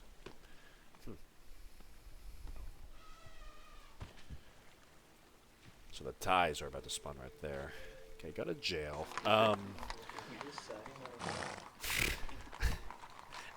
Yeah, I don't know. I'll make Borobudur, because why not? Plus 1 hammer from priest in all cities. Beats anything else we're doing at the moment. I feel like I'm a sucker for not making that Paya wonder, but like I said, I'm going to advocate for that meta to be changed. Sorry, you guys can scream in the comments at me, but I don't think that was intended. And I also, to be fair to me, I also like to give myself a challenge for you, the viewers. That's why whenever the Kashek took and burned my city over here, I just went with it. Because more exciting videos is entertainment for you guys. So the Mughals have spawned. They don't have war with the Indians yet, which is curious. They probably should declare war on the Indians so they can take their empire. He's in the Mughal expansion zone. I don't know why he doesn't declare war on the Indians. Hopefully, I'm sure he will soon. Okay.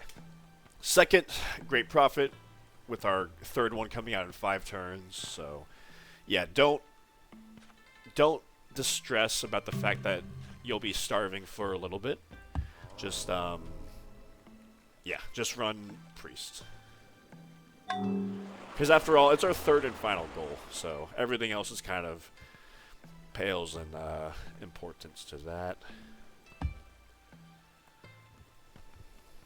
Another city here without Buddhism. I think I'm also going to advocate for 60 to be raised to like 90 or something. I don't know.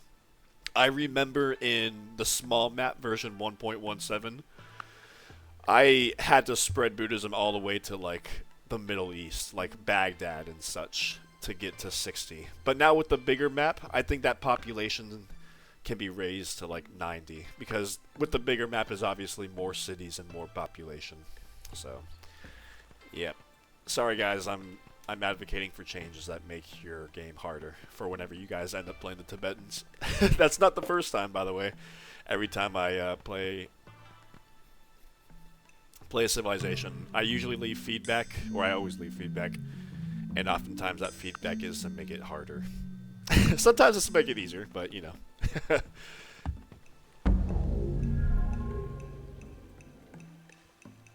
Alright, I love exploring, revealing the fog of war. But at a certain point, I don't care to do it anymore, and I'm just gonna start. I'm just gonna start spreading Buddhism.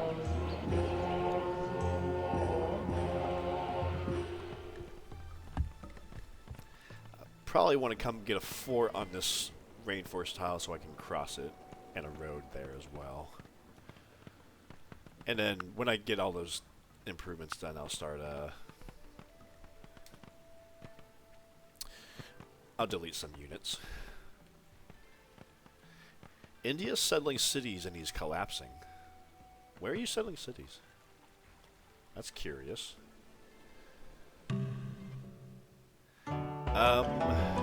At this point, we're going to be running a gold surplus for pretty much the entire game. So I'm going to go ahead and make any tech trades I can, even if I give away gold. Because gold, I'm not too worried about anymore.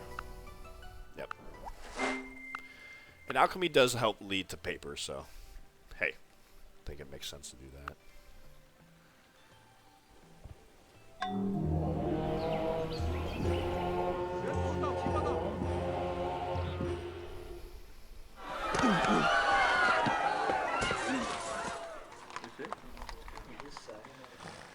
And in the next 100 or so years, there is going to be a plague. So don't be afraid to kind of like not grow too big anyways and just run more priests, because eventually the plague is going to come and kill your population anyways.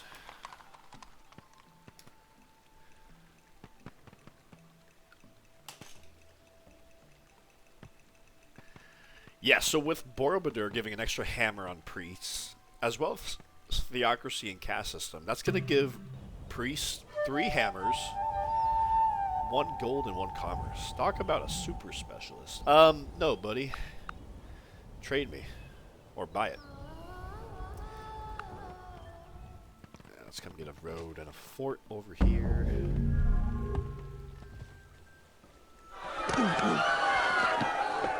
China is collapsing. Let's see. Oh, they're running fundamentalism. I can't spread my religion here. Alright, 2 more turns of our golden age, then I'll stop starving and help build up our population a little bit more.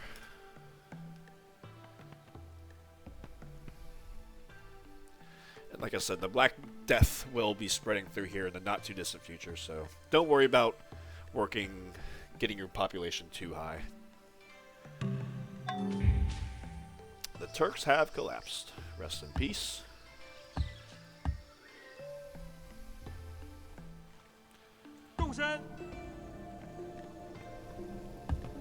Alright, last turn of Golden Age, and we're going to get our 4th Great Prophet this next turn.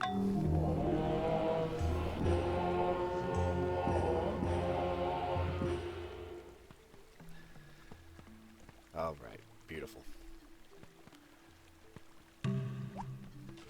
That is horrible. Let's get that incense, because I think I'm trading away my other incense, so we have no more incense for ourselves, but we're still plenty happy. So obviously settle here, and so now we have 3 settled Great Prophets in Lhasa, Turn 157 is our deadline, so we still have plenty of turns to get that done. Okay, let's stop starving. So let's work here.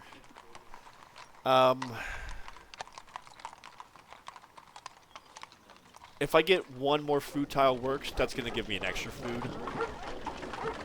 Because it bumps us from 15 to 16 plus 25%, yada yada. So I'm going to work that. Because that's essentially 2 food, 2 hammer, and a commerce bag. And then whenever it grows to size 10, I will just put that into a priest. And I'll bide my time until the Black Death comes.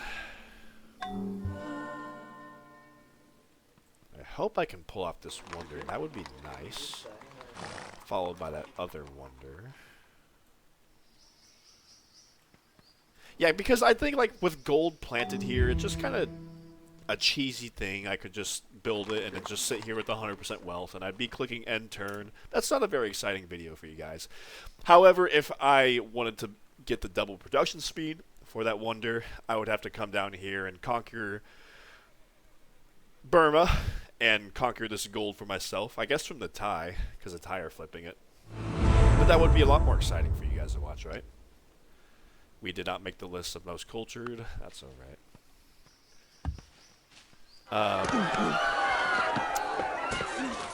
Nobody... Why is everybody broke? I could trade a resource or something away. Our territorial losses have destabilized our empire to the point of collapse. So that's like a thing that I actually barely deal with. Because I think if you lose half or more of your cities in like a certain period of time, then it automatically sets you to collapsing. So even though we were stable like 2 turns ago, we were protected by the Golden Age, but now all of a sudden, boom, we're collapsing. But we're gonna gain more stability over the next couple turns, back to stable. Let's see, we're unstable now. But that is something that can happen. Our city declared independence from us because we were collapsing. Dun dun dun. But not to worry. We have several Khampas in the area who want nothing more than to see some action.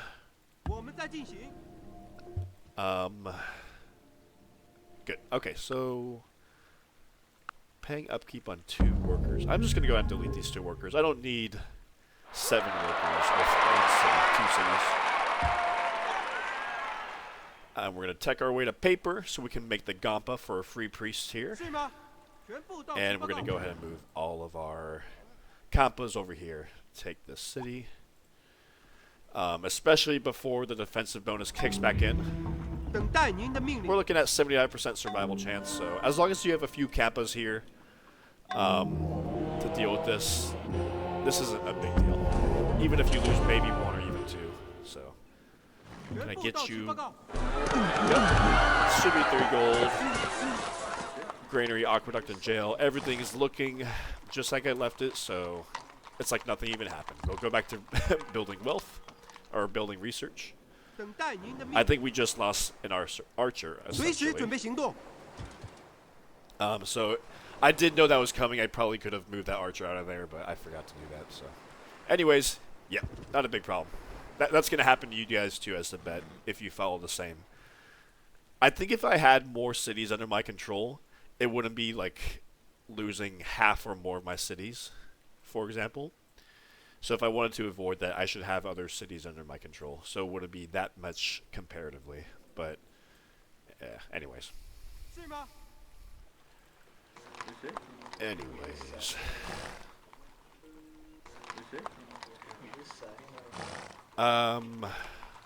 I guess that other wonder was taken. Right? Wait. Am I missing something? Oh no, it requires Hinduism. That's a tricky one. So if I want to make this wonder, I pretty much probably need to conquer an Indian city, don't I? Because they have Hinduism down here. And then maybe I could spread Hinduism up here and... Well, it's +1 food in every priest, so I would just need to build that wonder in a Hindu city. But yes, I kind of forgot about that. If I had known that, I probably would have texted paper first, but oh well. At least we are making Borobudur. Yeah, China's not looking too good. They can't afford to be buying incense from me right now.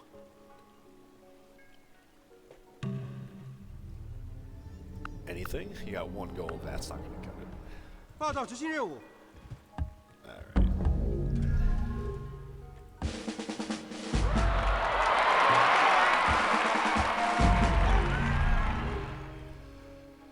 Okay.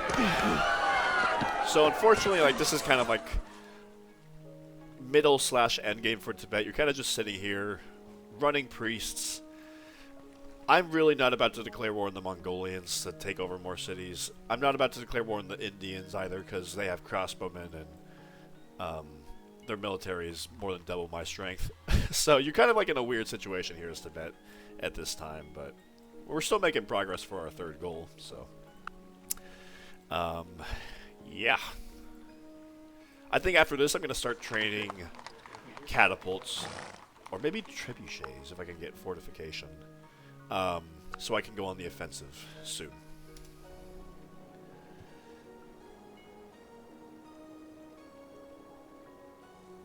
Let's put our espionage into everybody. Yeah. I don't know why, I still don't know why India put so much into me. That's so funny. 544. I'm like his little paltry neighbor to the north. Somebody's collapsing. India. Did India just collapse? They did. But of course, I'd potentially have to contend with the Mughals. I don't know. I might have made a mistake in making Borobudur instead of catapults, you could say. I guess it's up to interpretation, but...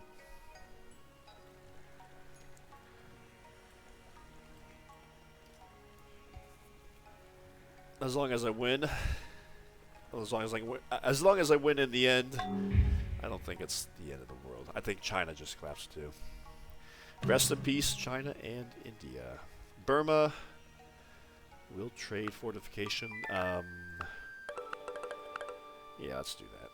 Thank you. So now we can trade trebuchets with machinery. We already have machinery. Any more technologies?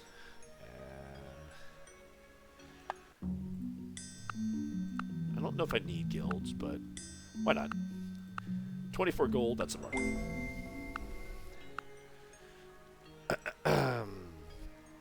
So another change I'm going to advocate for the Tibetans. I mean, I say this like, I'm not, like, none of my changes that I'm going to advocate for are guaranteed to go through. But one thing I would advocate for is the Potala Palace here. It's way over here at the beginning of the Renaissance, but it's kind of out of... This is like the Tibetan wonder, right? But it's kind of out of the timeline of the historical game. Like, I really can't tech here fast enough for that to come in handy for the 3rd goal. I don't think so. Maybe I can, but probably not. Maybe if I conquer a nice empire. Alright, rest in peace, China. And Mongolia is going to be collapsing around 1400 anyways. That plague should be coming not too long away. Unless it doesn't, you know. It just might not.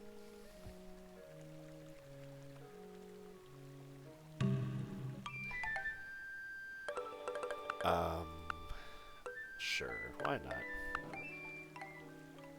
Alright, we are now completely happy again back in Rhasa. +1 hammer from priests in all cities. Hey, works for me. So we're slowly turning the priest into a super specialist. And yeah, we're just going to train some trebuchets here next. Do I want to make a castle? I don't think that's necessary. We already have 2 promotions thanks to our great general. So we just stole a wonder from Java. I don't think Indonesia is going to be too happy with us, but what are they going to do? It's 1330. They should have built it already.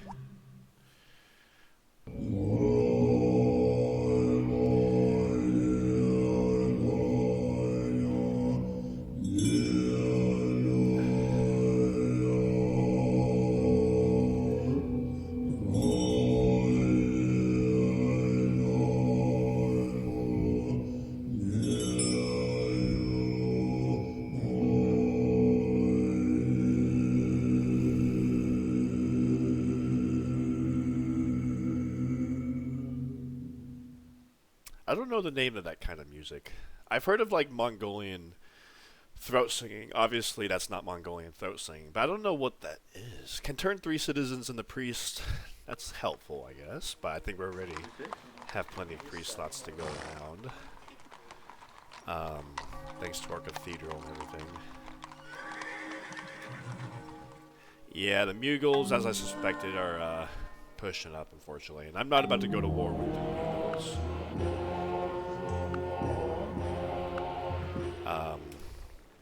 Yeah, they're very strong, as you can see. More than double my strength. So I don't know. I mean, maybe it's a play to come down here and take these cities, but then that would put me inside of the Mughal expansion zone. Burma finally made that wonder. The Paya wonder, so... As they should. It's their wonder, but... anyways...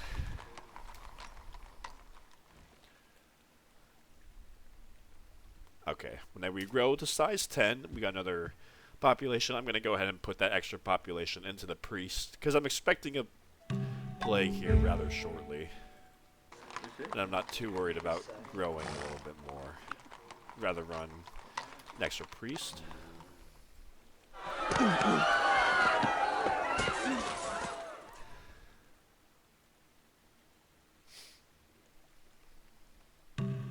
So, Mongolia will be collapsing in roughly 10 to 15 turns. And then we can come over here. And I'm eager to get this city back because it also gives us back our horses. We should have that city. Or we should have this resource because it's 60% Tibetan. But we don't. But we'll get it back. So we're training some trebuchets. With 2 promotions, I'm going to give you the plus 8% city bombard damage promotion accuracy. I've become quite fond of that promotion. Help me take down city defenses a lot faster, and I love that. So I'm going to train another one of those, and after that I'm going to train some skirmishers to help counter the crossbowmen I'm going to find. I wish I had longbowmen, but that requires commune. Here we go. Alright. So we don't have iron or copper to train swordsmen, so we're kind of limited in our options, but I think trebuchets and skirmishers and the several Khampas that we do have will be just enough to get the job done whenever Mongolia collapses in the not too distant future. We're going to get paper in 3 turns. At that point, I'm going to go ahead and make our unique building. I forget what it's called. We can't just turn our back on them. Say, would you like incense? He's furious. He was annoyed, now he's furious because I'm trading him incense. Okay, buddy. Our unique building is the Gampa, of course. How did I forget that?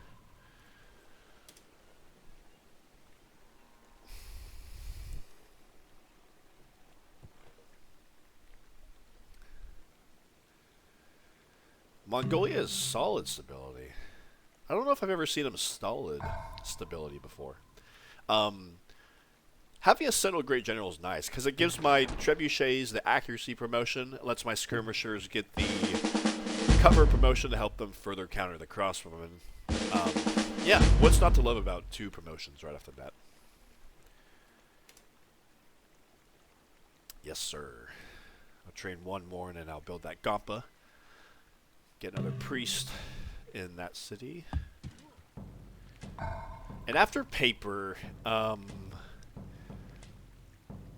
suppose I could tech towards education to make the National College and potentially help me tech towards Potala Palace. Guys, if you're playing the long game as Tibet, once you get your 7 great prophets and you can switch your religious civic, I highly recommend fanaticism because plus 2 hammers and plus 4 commerce from great prophets, and you're gonna have 7 of those bad boys in your capital. If you combine that with bureaucracy a little bit later on, extra production and commerce in the capital, yowza, yes sir, that'll get you taken care of as Tibet. Um, but, of course, in this video, we're just doing the historical victory. But yeah, giving you guys ideas for if you play Tibet for the long game. Okay. Great prophet, yes please. So now we are at 4 out of 7. It is turn 157. So we have 71 turns to go for getting 3 more great people. You can see our next one is going to take 17 turns. Well, let's go ahead and build that Khampa in 3 turns. Wow, our priests sure have a lot of production, don't they? Yeah, Khampa in 3 turns. That'll give us another free priest.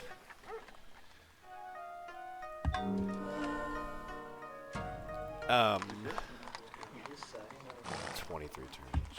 I think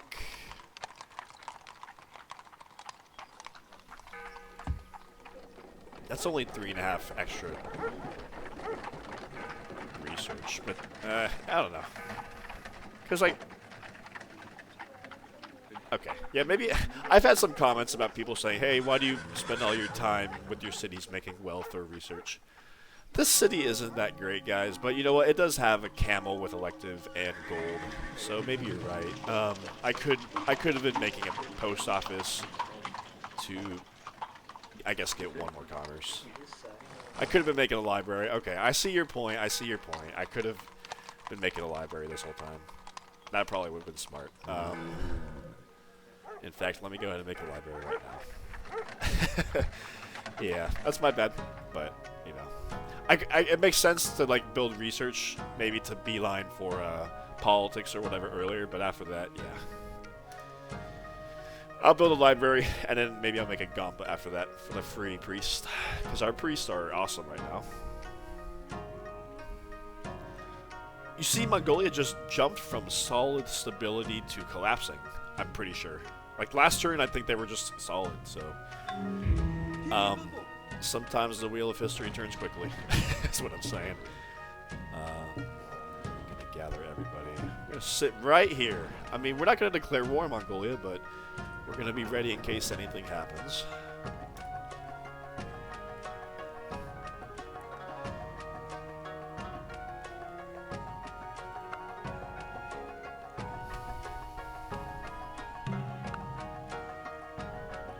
$21 gold per turn. That's incredible. Can I get some of that gold per turn before you die? Not that I need more gold, but you know.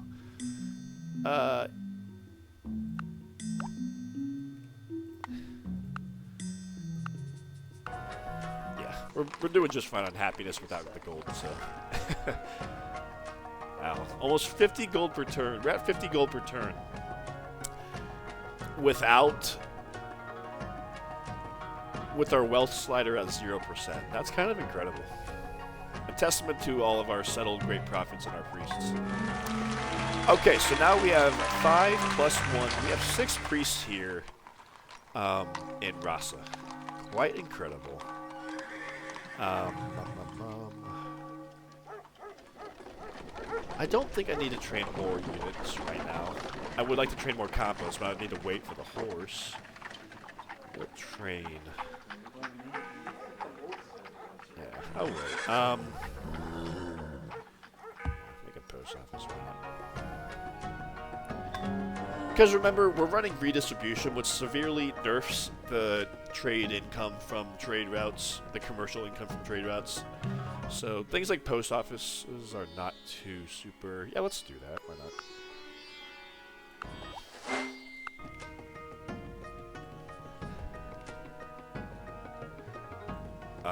No matter how weak I think, or how close to collapsing Mongolia I think they are, I'm not declaring war on them. That is a death wish. There's the plague that I was talking about. That's why I wasn't worrying myself about growing up to size 11. So it's gonna come. It's gonna do its damage. Unfortunately, we'll have to regrow. But hey, I knew this was coming all along.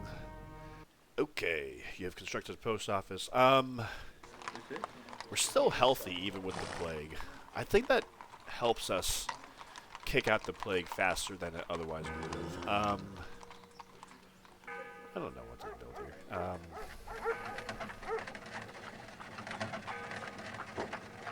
Nothing really to help our economy now. Maybe I'll be building research. Helps us get to education a little faster. Yeah, let's go ahead and attack. Boom. 随时准备行动。 I think I'm just gonna go for it because there's no defenses. I could wait another turn for my 等待您的命令。 skirmishers to come die and do like a little bit of collateral damage. 听您吩咐。 I think I'd rather just push the 58%. Yeah. That's okay. 您的命令。 Okay, that's also 计 okay. 划是什么？ Okay. 计划是什么？ Don't starve. We don't have the salt, so we are gonna starve. That's okay. But we do have the horses again.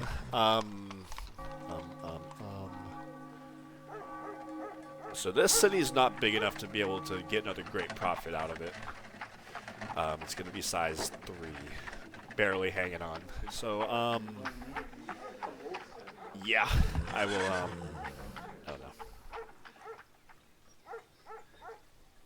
Do that, do that, do that.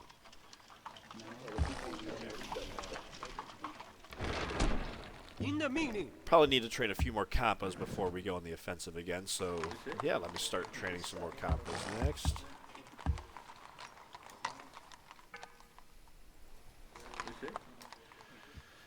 Yeah, slowly losing population in the capital, unfortunately. That's going to hurt our next great profit, but it is what it is.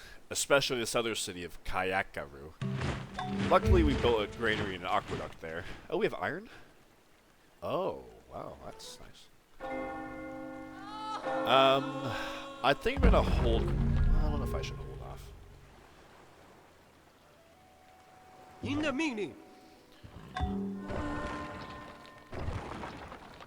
I do want to take over these Silk Road cities again. Yeah. I don't care about this city. In fact, I kind of want to burn it, if I'm quite honest. 告诉我做什么？等待您的命令。 Maybe I'll burn it. I don't know. We'll see. You're starving? Oh, we don't have the sheep? What? Come on. Come on. Yeah, we have the salt, but we lost the sheep. That's unfortunate.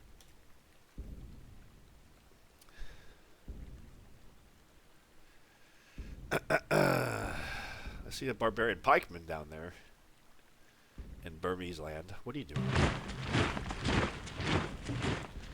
And a barbarian lancer. Wow.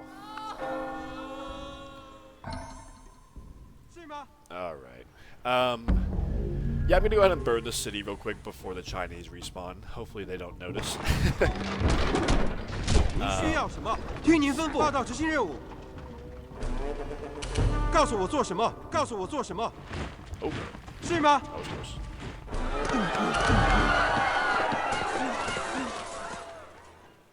是吗？ Okay. I do need to kind of heal up and wait for reinforcements, so that's what I'll do here. We have the sheep now, thankfully.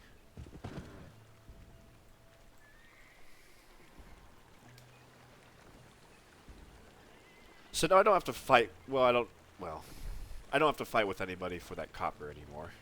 When the Chinese eventually. Really? Feudalism for paper, sure, why not? Where are you? Because I know I hope he doesn't come start retaking these cities. Okay, that was my bad. I left that trebuchet unguarded. I didn't think he was going to come do that, though. 随时准备行动。 Alright, yeah, we gotta come heal here and, yada yada. I think I'll probably train another trebuchet. Womp womp. Fail. Vassalage, no thank you. Okay, we only shrank to size 2 here. So, we just lost the gold for a few turns. I don't know why the Chinese settled that city. Kind of an odd city spot to settle, especially with all the barbarian horsemen that were over there. Okay, we lost the plague.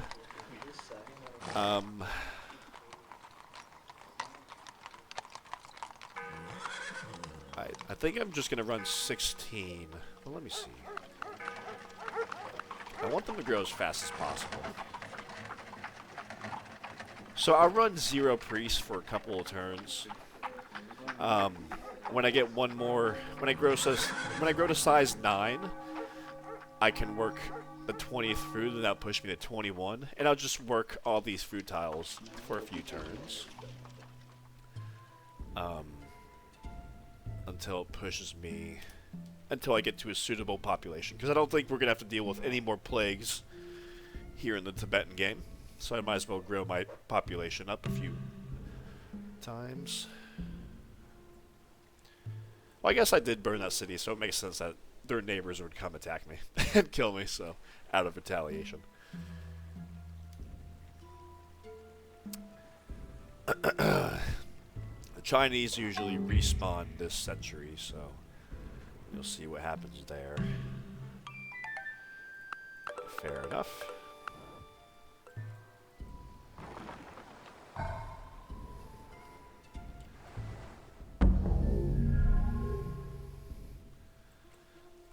I can put a windmill here.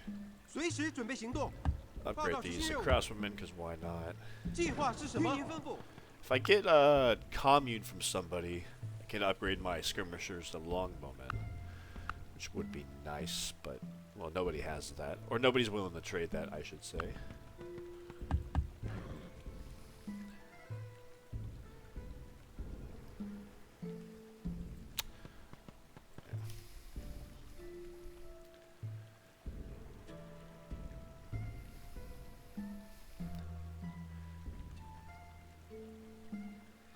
I think when I get education, I might make the national college. I don't think I need Khampas. I mean, eventually, if I want to get statecraft, I guess I do. But I'm not in a rush to get it. I'm gonna wait for him to have some wealth to offer me. Oh, I'm gonna wait for him to have some more wealth to offer me.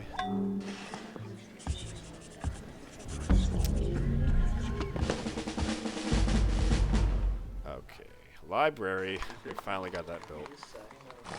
Yes, guys, I'm taking advantage of what you suggested to me. Guess if I get some... I guess I could make this monastery here. Get some research and hammer.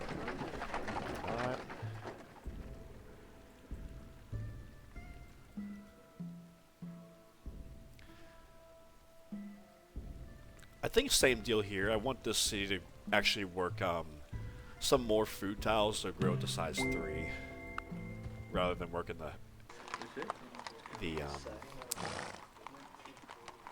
horse right away. So we're working 20 food tiles. Yeah, so yeah, you can start working.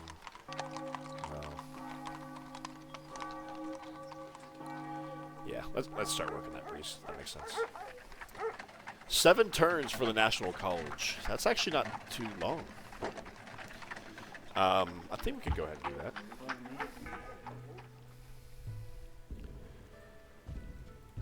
I thought I had 4 workers.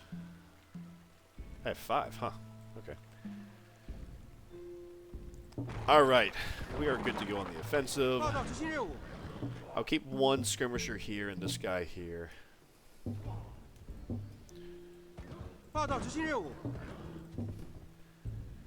Alright. Independent cities, your day has come. Except now they're guarded by crossbowmen rather than archers, but they are no match for us.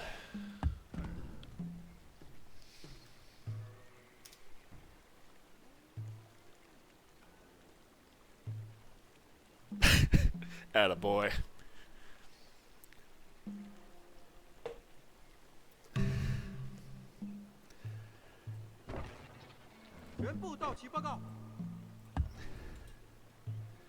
Alright, I got my workers on standby to come, for example, get these improvements back up. Because whenever a civilization collapses, I don't know the exact odds, but a certain number of improvements will be destroyed.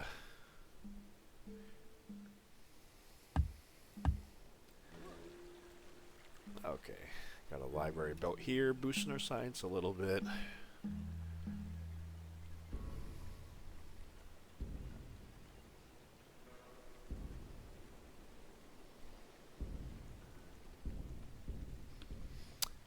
I have a feeling China's coming back from the dead now. Yes, sir. That's funny how I can guess so well these things, huh? Yep. I hope he didn't notice that he didn't flip this city back. He's like, where'd that city go? Oh, we just needed one junction. 您需要什么？ I'd rather, like, lose a, skirmisher rather than a Khampa. That's why I'm bringing these guys. I hate losing all these guys, though. What am I looking at now? 74. 是吗？是吗？报道执行任务。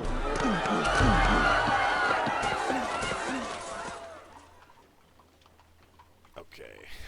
So this site isn't the #1 contender for getting a great profit born from it, but it is good. But anyways, we have plenty of gold, so yeah, we can distribute gold to see that the city is spared. This city is a lot better because it has access to oasis here, has a camel here, and an orchard oasis here. So a lot of food tiles around here, while this just has an oasis and a date here. Anyways, 计划是 yes. 什么？您需要什么？ I think I'm need a 报道执行任 little 务。 bit of backup. Okay, let's get these guys over here. Let's get that plantation up. 是吗？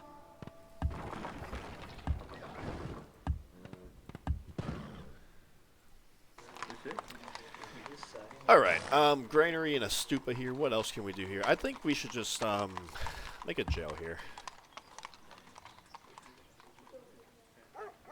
Yeah.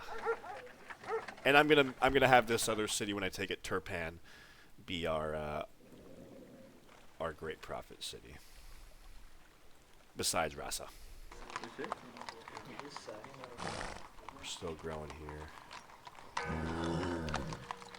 I kind of need to train more people. Well, I need to heal here, especially. Okay, I have enough people to take this city. And by the time I take this city, this national college will be done, and I can train more units and conquer some more cities. Not that I need to conquer more cities. I really just need to take this city up here. Did I just see a Kashek here? I swear I just saw a Kashek. I have PTSD from this, from these guys. 您需要什么？ We have our medic here, so you can heal here. 是吗？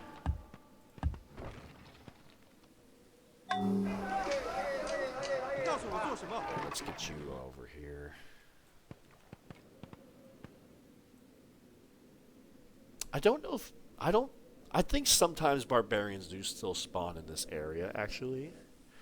I guess they're not crossing the desert here because there's no cultural control here. But still.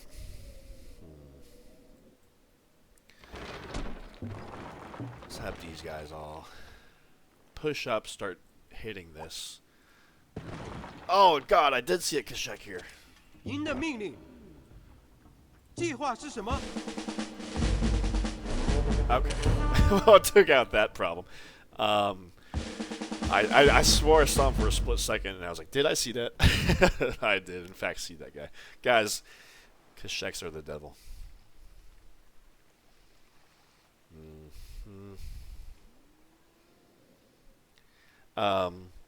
As I mentioned earlier, like, if I wanted to be really aggressive here as Tibet, I would probably be switching to citizenship and maybe buying some units. Like, if I really wanted to. I don't really want to, though. I just need this city to get that great prophet, like I've said 3 times already. But I'm just giving you guys ideas for how you guys can play as Tibet. Because you can see I have over 1,000 gold, and I'm still gaining more. Yeah, let's come here. Alright, no more defenses here. 是吗？报告执行任务。计划是什么？ Okay, let's go for it. Let's go for it. 全部到齐报告。Alright. 您需要什么？ Not the medic. 计划是什么？ I'm gonna send you instead. Boom. Alright. 您需要什么？ So we're kind of a little bit overexpanded militarily, but I'll train some more when I get this national college done. I kind of want to. It's growing not fast enough for me, but I would just keep running 2 priests and yada yada. Well, no, I think I'll do that so I can grow a little bit faster. Well, let me think. Hold on.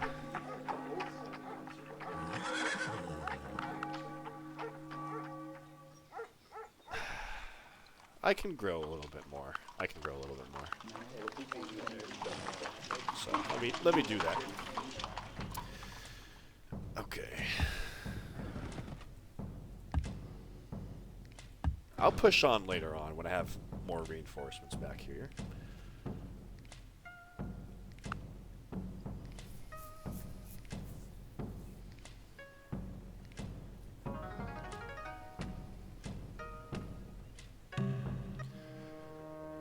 Borders, sure, why not? I'm afraid of your Oguzes. And for those of you who don't know, the Oguz is the unique unit of the Tibetan Empire, and I don't think the Oguz can come into your territory and attack you if you have open borders with the Turks. So that kind of negates his ability in a way. If you're in neutral territory, he can attack you. But yeah. Okay. We're already starting on our priests. Very good. I need to get that oasis. We're going to start production of this Khampa to get a free priest and another priest slot.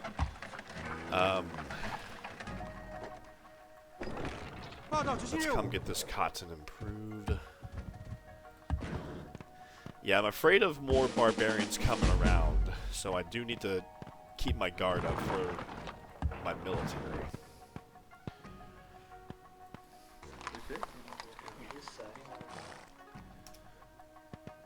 Why do I not have that oasis under my cultural control? But I have this random steppe over here. Okay, we got it. Pig. Do we need pig? We don't need health at all. I need wealth if you have it. I don't need wealth. We're doing good on everything, but I'll take that. Because as we take more cities, we are going to lose our wealth edge. What is next for us here? We're trying to get to statecraft potentially, so that's where I'm continuing. I'll get patronage next. Maybe I'll trade for Khampas here in a bit. Alright, so I'm comfortable whipping out 2 population, but maybe I'd like to just do 1, actually. And then I can give us a lot of priests. Anyways, National oh, crap. Guys, I forgot the National College. I'm glad I remembered here in the nick of time. National College actually gives you +1 great scientist. Great person. And just in the interest of making sure I don't get a great scientist, I'm not going to finish this National College. I totally misremembered. Or I totally forgot that that could happen. I know I'm giving up on 43 science per turn, but I cannot risk getting a great scientist. So that kind of sucks. But hey, it is what it is. I'm here to win the historical victory, not anything else. That sucks. I would advise you guys to do the same, not make that national wonder in your Tibetan game. I guess I could have made it over here, but that would be silly. But hey, at least I would have it built. But yeah, I cannot risk, even if it's like a 1% chance, that's still too much for me. So. Science isn't that important for me anyways.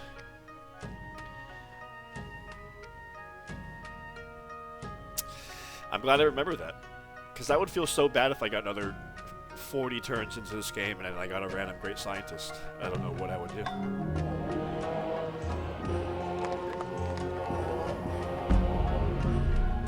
Okay.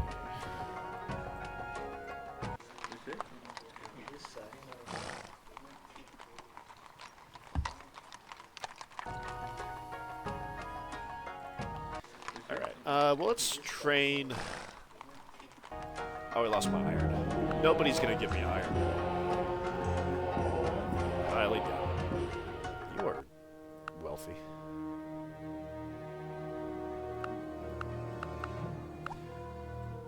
Six gold return.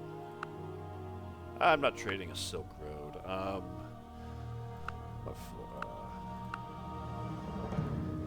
We're good on happiness, as you can see. Remember, we are running theocracy, which gives us more happiness. Yeah.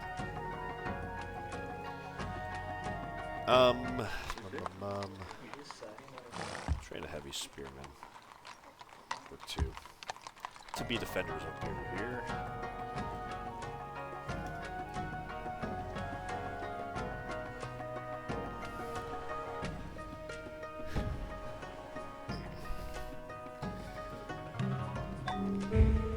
Alright, Rhasa, size 12, good running priest, because that's the obvious champion of the specialists at the moment.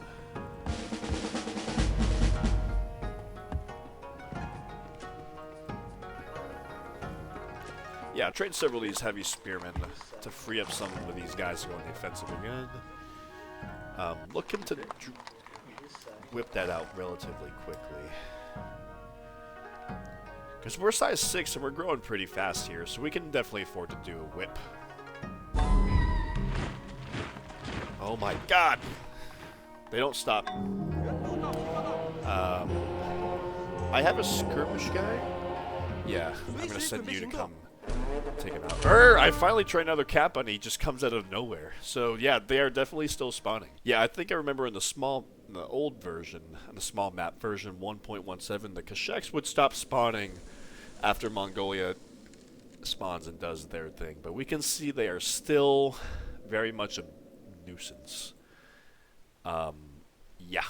So they are light cavalry, so I would like to be able to train crossbowmen, but I don't have iron. And archers are just way too weak. They're an ancient era unit. I don't know, so I guess it's just gotta be, I guess it's just gotta be heavy spearmen. Yeah. I don't know, well actually, because archers, plus 50 city defense, plus hill defense, plus light cavalry unit. And then the heavy spearman's only strength 6. So I think archers are honestly probably still a better bet against Kasheks, even though I don't think they have the edge, but still. Let me see.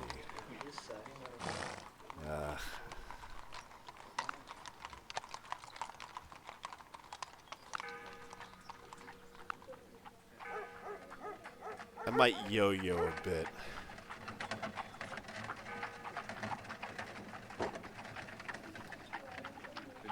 I'll run 5 priests here until we shrink. Well, tell you what. Let me get up to size. Let me get up to where I'm about to grow, and then I'll run enough priests where I'm about to shrink. And I'll just bounce back and forth here at size 12. How about that? You better stay away from me, punk. Can I whip here? Not yet.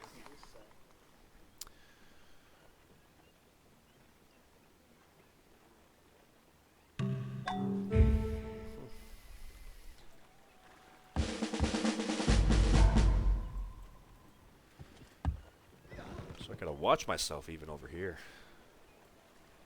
Maybe I'll make a wall here. I don't know.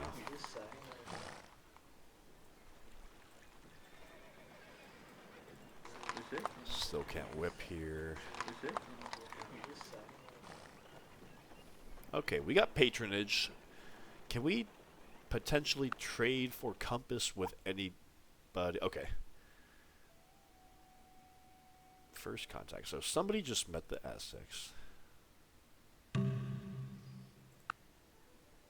Let's see if we can trade for Khampas from the Turks who have more money. Yeah, let's do that. Good. So 1500 AD. I guess that's more or less historical. Maybe it's a little bit early. I wonder who it was I met the Aztecs. I forget. Can you get the skirmish promotion? I think you can. It's the archery units. Requires combat. So plus 35%. I think I'm just better off giving you city garrison or guerrilla 2. I should know this. Hold on. City garrison 20, 25. So that's 45. Meanwhile, this is 20. That's 50. So if the city's on a hill, you're better off getting guerrilla 2 to give you a little bit more strength.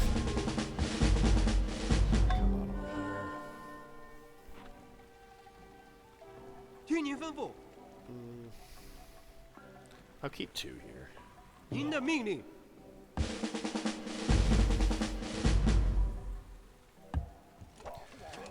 Alright, taking our way.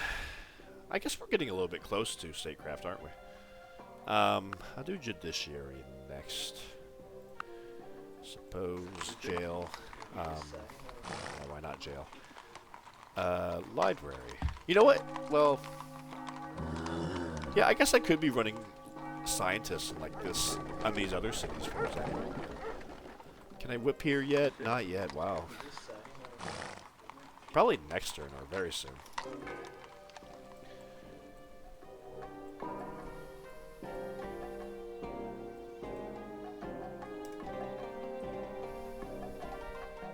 Alright, we got 200 years. I think that's turn 157, I think it is. So we have 46 turns now. We're about to get our next great prophet, of course. That'll be number 5.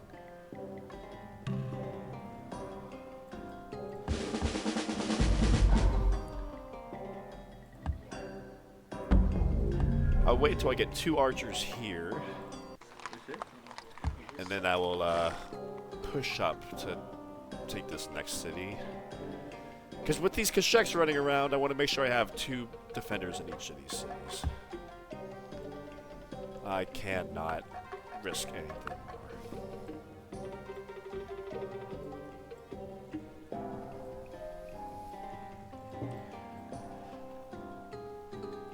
You know, I wonder if it's a bit of a meta for me to take over Burma instead, and I could get the gold and potentially build that one Paya Wonder. They don't have marble.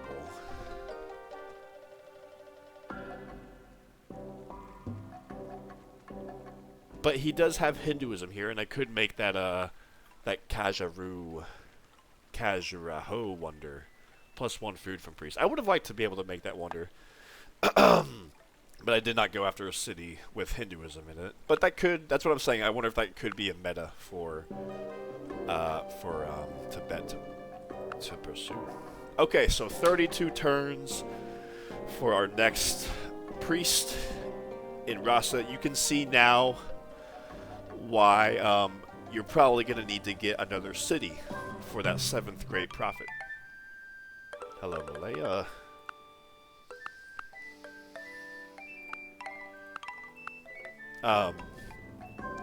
So boom. So we have 2 to go. We have, what is it, 45 turns.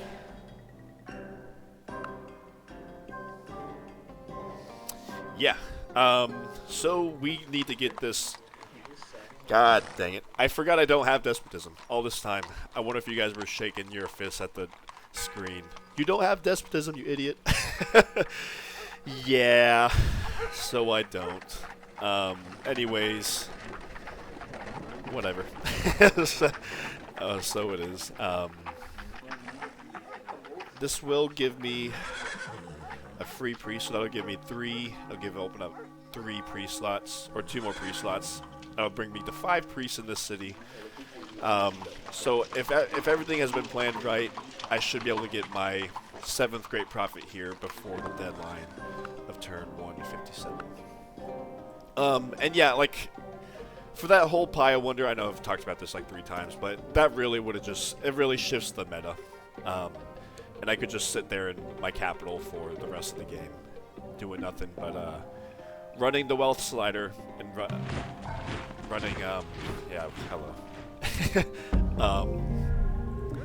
Yeah, so anyways, it's not fun.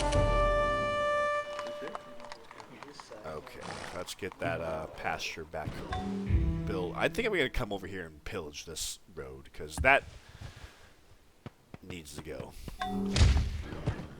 If those Kasheks are going to use those roads that come out of nowhere, yeah, they need to go. I'm just going to come pillage this. Maybe all of these, I don't know. I don't need that hanging around there. Just building archers so our Khampas can go on the offensive. 听您吩咐，计划是什么？ Alrighty.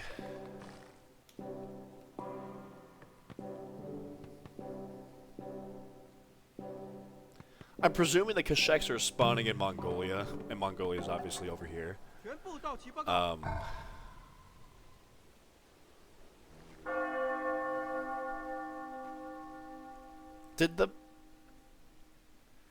Does this road get auto-built? Or does it, did Mongolia come over here and make all these tiles? It's an interesting question.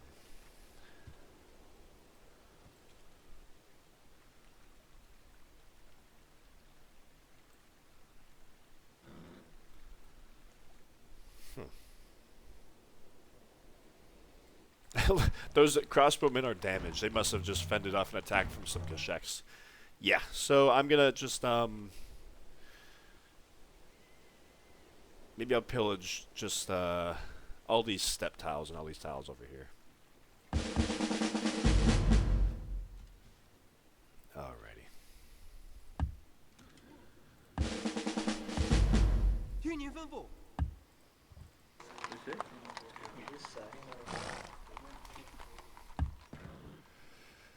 Alrighty. I could probably go steal a technology or 2 from the mules, couldn't I?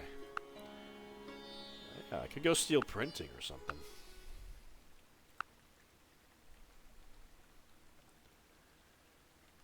In fact, maybe I'll do that.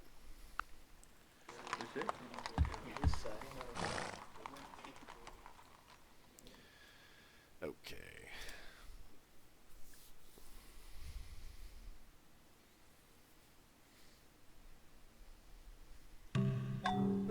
First spy.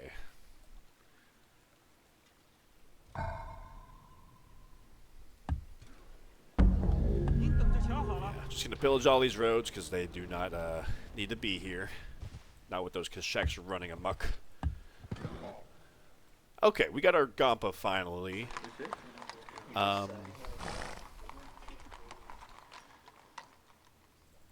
So hope that boosts our great prophet enough. Okay, so Turfan actually is set to be our next. Oh my god. Yes, yeah. Okay. So these guys are a real menace. It's not just Kasheks anymore. Now they have gunpowder. Ah, okay. Yeah, these roads, yeah, they need to go. Oh, we have the T here. That's nice. I wonder if it makes sense to put a city here, now that I'm looking at it. Because, I mean, you have tea here, silk here, citrus here, horse here. This is all historical area. And I mean, if you take out this city... Well, I don't know. I'm not telling you guys what to do. I'm just giving ideas. But I don't think I would do this just because I'm just focused on great profits. But as Tibet, it's not a bad idea to put a city here. Because that also gets rid of the rainforest there also. So, all right. Good. 19 turns for the next great profit. There's no more priest slots we can open up here unless we get another religion here. That's okay. We're gonna grow in 2 turns. Okay, so now this turn I'm gonna pull off all my priests. Or all these people working the windmills and put them into priests. Alright. Get out of here, road.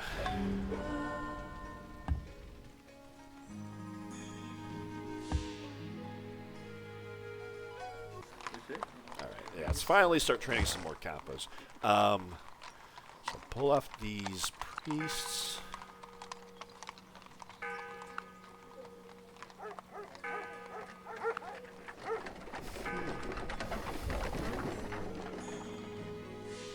What? So we got 18 turns for this. I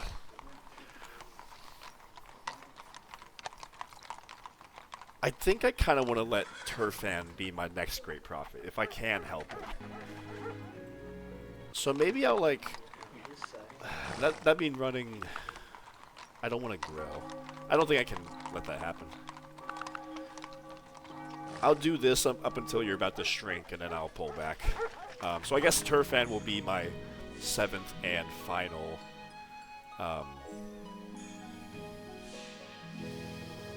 priest. I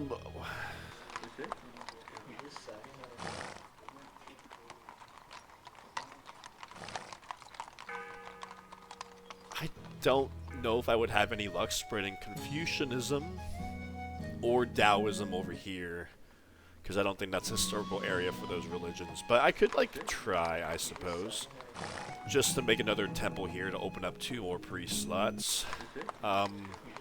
It doesn't hurt to try, so I think I'd have more luck with Confucianism, probably. So, yeah, let's try that.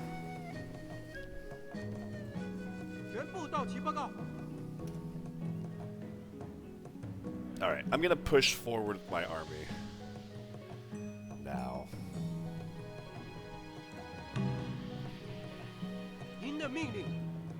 Let's get you healed.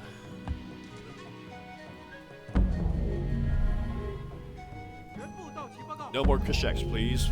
Out of nowhere. Yeah, you can heal. You guys can push up. Declare war.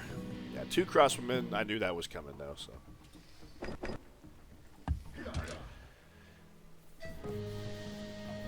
I really don't need these cities, but I like to have a bigger empire rather than a shorter one, or than a smaller one, so. The Turks are collapsing, it looks like. I wonder if they're going to end up collapsing or not. The Mughals are also unstable, but they're still twice my military strength. So I'm not pushing my luck there.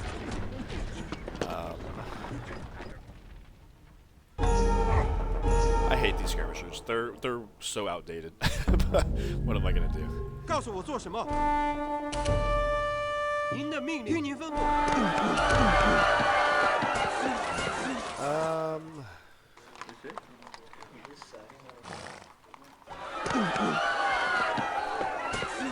Turks. I do hope they end up collapsing so I can take over these more cities, but I'm not pushing them.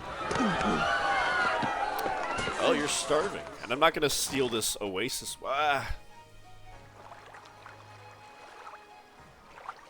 Okay, hopefully these Kasheks go and attack the Turks and not me.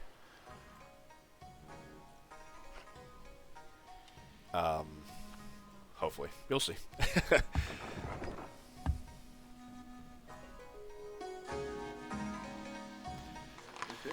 Okay.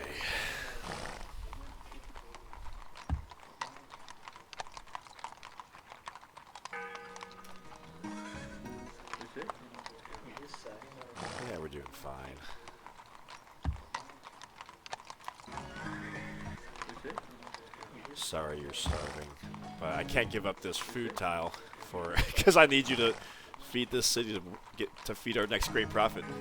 Okay, please don't attack me, Kasheks.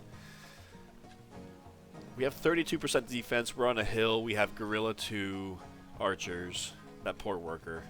I feel for him. Oh, he didn't come at me. Okay. Okay, so we're just gonna sit here unless the Turks collapse, in which case I'll push forward and take this next city. But I think, you know, I'm in a situation. I never like to rock the boat too much. That's pretty historically accurate timing. I never like to rock the boat too much when I'm on my way to winning.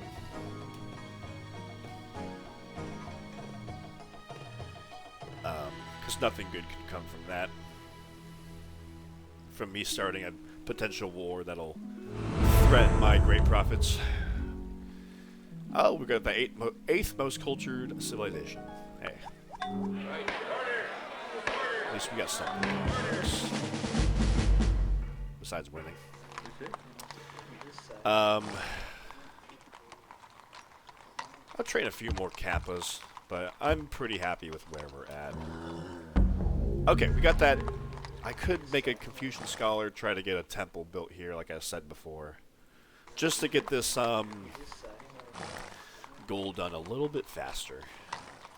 Because Ross is probably going to be our 6th great prophet, so Turfan's going to be our 7th great prophet, and our final one.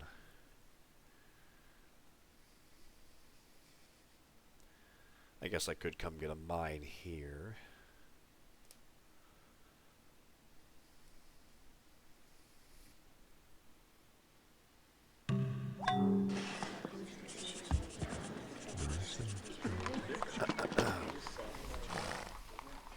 Let's get some more hammers here.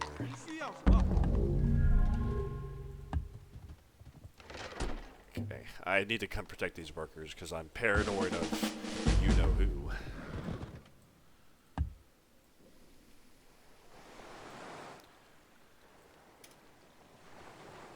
Okay, the Turks are no longer collapsing. That's okay. We don't need their city.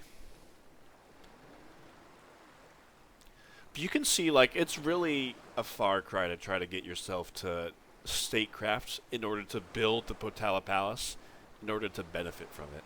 I'm not saying you can't pull it off. You probably could. Well, not probably. You might be able to pull it off if you're more aggressive with your, I forgot to seal technology.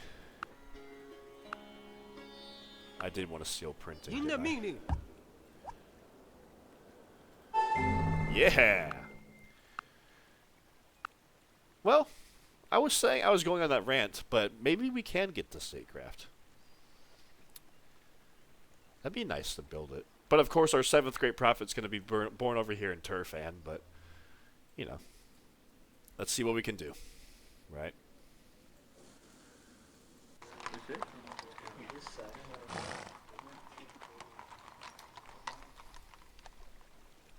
Ooh, the Manchu civilization. That's like the new civilization that was, Oh, crap!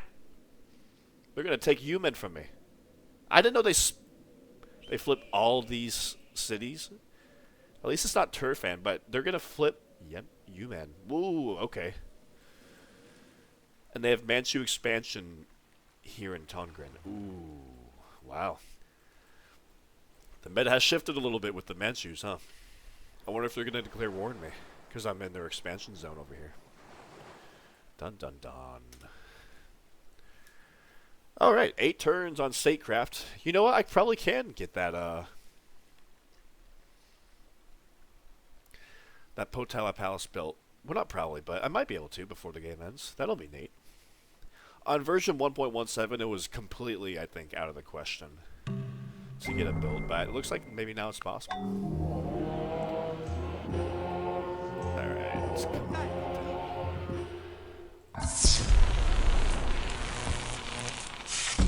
Yeah, so I definitely, with the Manchu, I definitely want to make sure I have a strong enough military on hand to potentially counter them.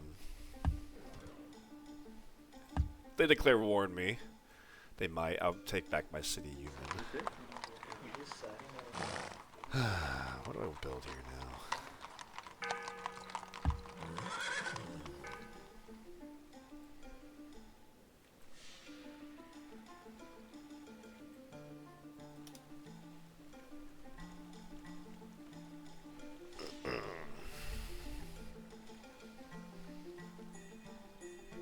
Where'd our wealth go? We just had 5 surplus wealth per turn, now went to 0. Give us what we want or be destroyed. You know what? Sure. I know you're about to find yourself at war with the Manchus, so... yeah, we can do this, yeah. Works for me. Gunpowder.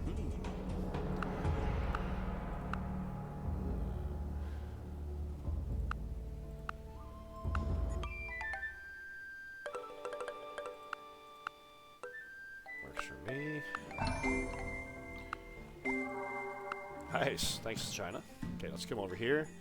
Let's see if we're successful. Well, you know what? I was going to say I don't think we will be successful, but with our unique power, missionaries have increased spread chance. I think there's actually a chance we can spread Confucianism there. So we'll see. We will see.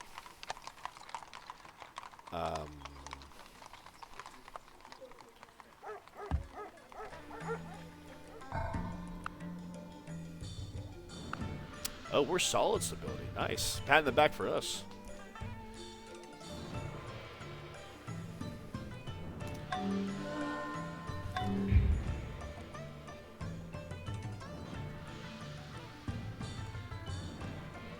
So how far away are we from our next great prophet in our other city?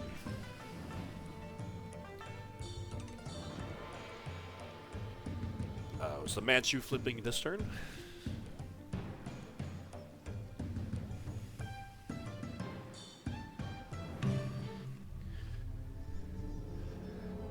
Oh, you got 11 gold per turn? Where did that come from? I know it's not going to last very much longer, but... How about gold? The AI always very much value gold. I'll do incense, yeah.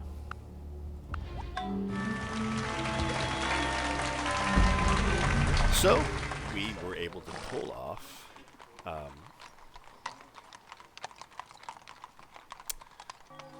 spreading Confucianism here. So we're going to make this Confucian temple real quick. I'm afraid to not work this food tile, even though it's only 1 food. Why did the Silk Road just leave our city? That was giving us some food. Because I don't want to starve here. Yeah, okay.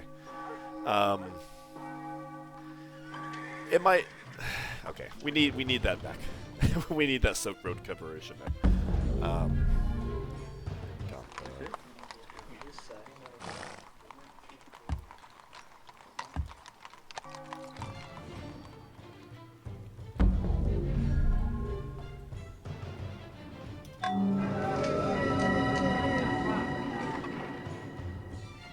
Silk Road left all our cities. You know, I think it does stop spreading after 1500, I think. It's something like that. Which is unfortunate, because I was still relying on that food.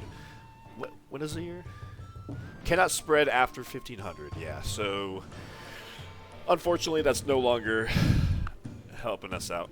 I was appreciating the extra food it was giving us, but it was nice while it lasted. It looks like the Europeans have found a new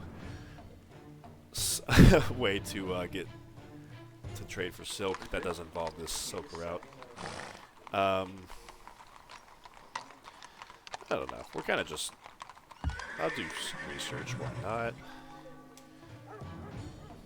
I can't wait to make that Puntilla Palace. That'll be fun.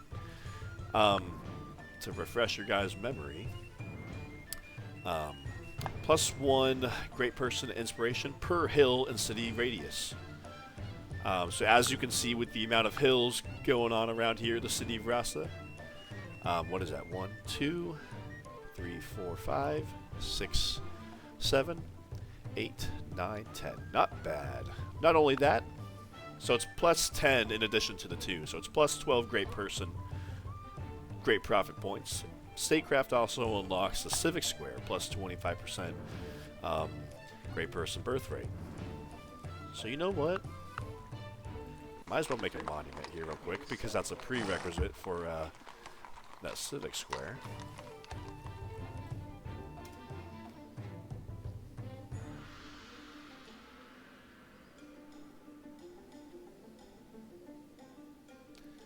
I think I'm probably losing my city this turn. It's really unfortunate. I didn't expect that the Manchu would flip cities all the way over there, but I guess I did. They're still new to the mod. They were only added a few weeks ago, so I haven't really dealt with them in the hands of the AI. Companies.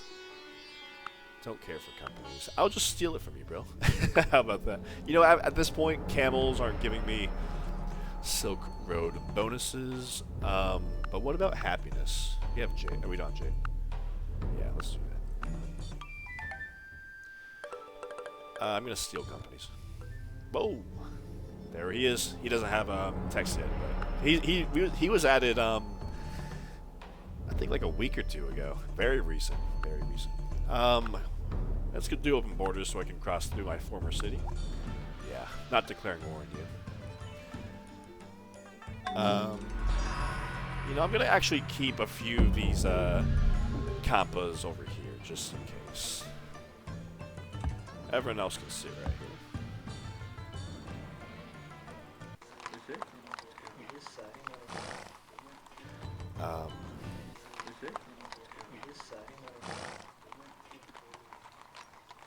Seven turns. I don't think it's gonna be an issue. Well, I kind of like want to let Turfan be my my next great prophet, right? But I don't think it would make sense to do that.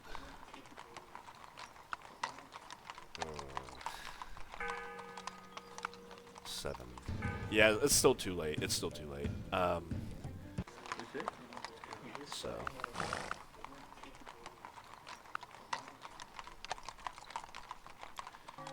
we go. That's okay.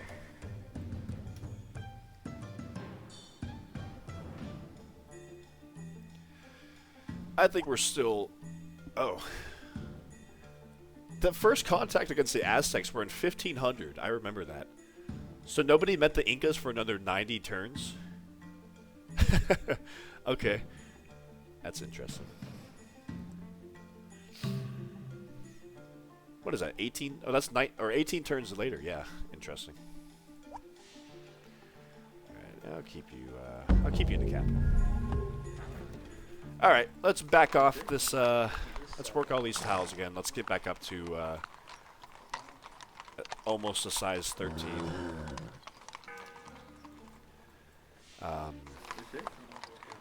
I'll wait another turn or two before I assign another priest. Okay, so our next great prophet is due in Turfan in 8 turns. That's actually incredible. So we're about to win, ladies and gentlemen. In about 8 turns, because I can get that prophet done probably another turn or two faster, and then it's gonna take. I think that's the Manchurians. Okay.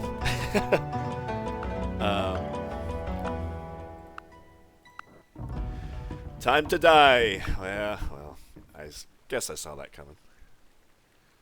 Let's get that prophet settled. So leaving us with 1 prophet to go. Can we settle you here? I'm assuming. Hold on, let me check real quick. I'm assuming it's going to be less expensive to steal in the Buddhist holy city than the other city, right? Oh, it's the same. I wonder if that should be accounted for. I don't know.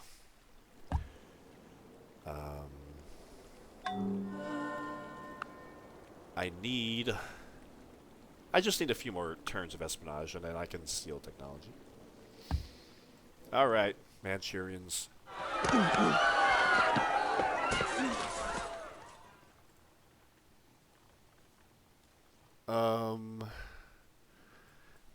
That's interesting. It says that an army has been sighted marching towards Turfan. Usually that's only used whenever Turfan has a tile within the Manchurian expansion zone. I don't see any tiles of Turfan in the Manchurian expansion zone. 计划是什么？ Let me see.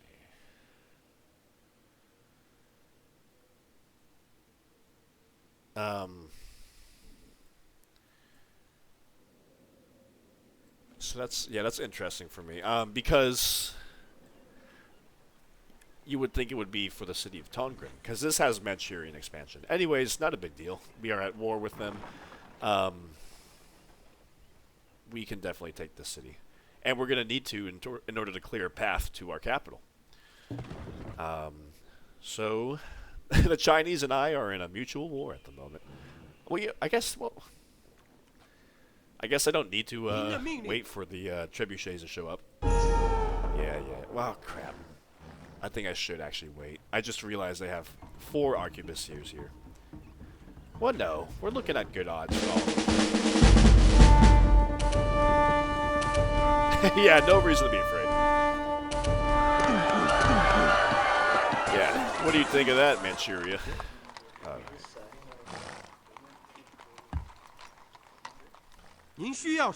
let's pull a few archers over here. Good. Alright, now we gotta be on our guard a little bit. We gotta be on our guard. China's still strong. Hopefully they stay strong. Maybe we'll assist them in the war.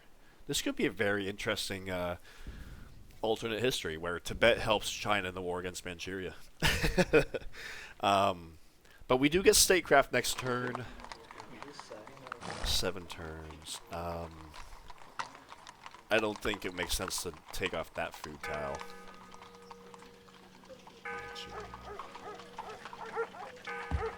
Okay. So we'll get it. Maybe I'll run another priest whenever it's getting close to 0 or to 1. But yeah. Statecraft. Research this turn. Next great prophet. 6 turns. Our deadline is turn 157. So we're getting done with this great prophet goal several turns ahead of time. We are on our way, ladies and gentlemen. Conceal technology from the Mughals, I think. Don't tell me that's a Kashek. That's a Kashek! Ah! There's 3 of them? I can't deal with this. I just threw myself against the, I'm gonna send these archers back here. Can I get a wall done here? 2 turns. Yeah. I guess I should have made this wall here earlier, shouldn't I? Anyways, okay.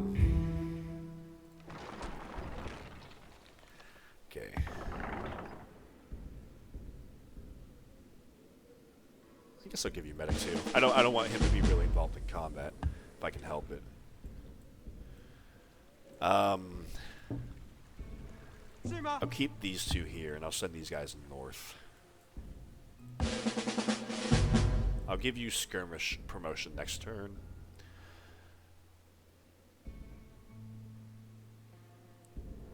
I'm gonna send you to the city, because I don't want them to possibly come attack me. 1,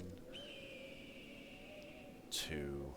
Well, they couldn't attack me there. Anyway, whatever. Alright. Yeah, let's build this palace in 9 turns. Oh, maybe we might get it done on the same turn we win the game, which is actually kind of fitting. And if you were going to play the long game as Tibet, you could build this so you can still generate great profits, while in the meantime you switch to fanaticism to take advantage of those settled great profits. Because it's kind of like a choice to make. Keep running monasticism to keep getting more great profits, or Switch to fanaticism to take advantage of the great profits you already have. Decisions. But the Potala Palace will let you keep earning great profits while switching to fanaticism. But, yeah. Alright. Oh, we don't have a barracks anymore. I think a barracks here. Maybe I'll train some archers or something. I don't know. Alright. Yeah, so let me get these two archers over here just in case they all come at me.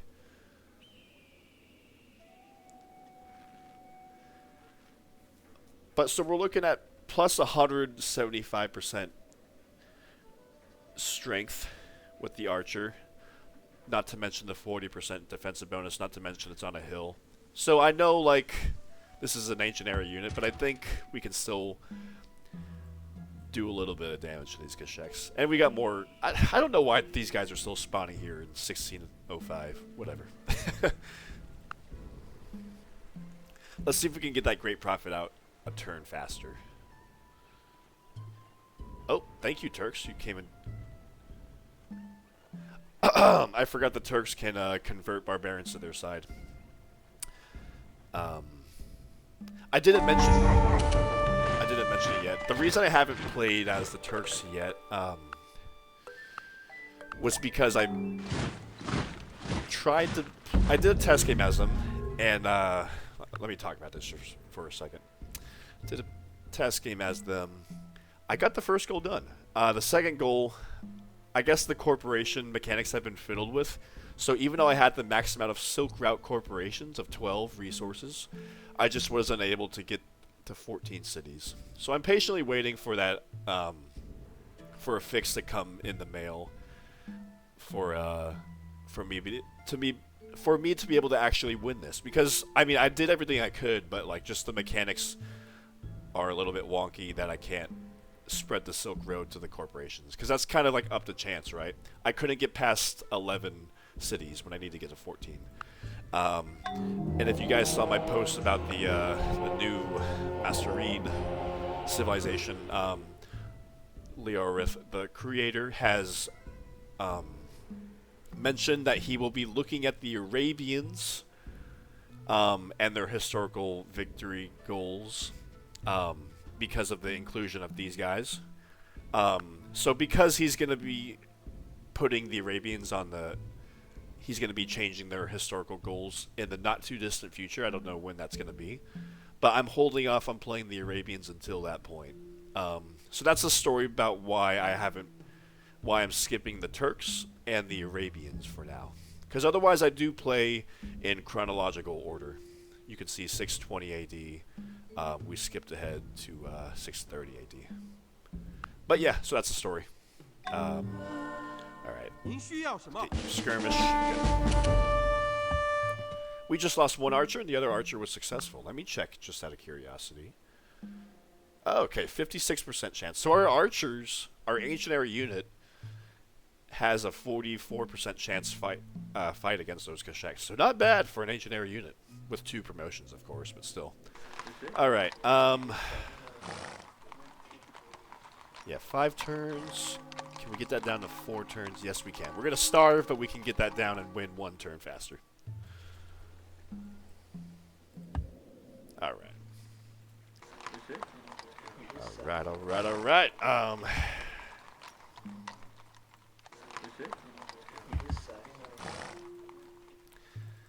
Yeah, I guess this, we're not going to be able to get this wonder done before we win the game, but hey, we tried. We tried, right? Yeah. Can we steal technology from you? Yes, we can. Companies. Why not?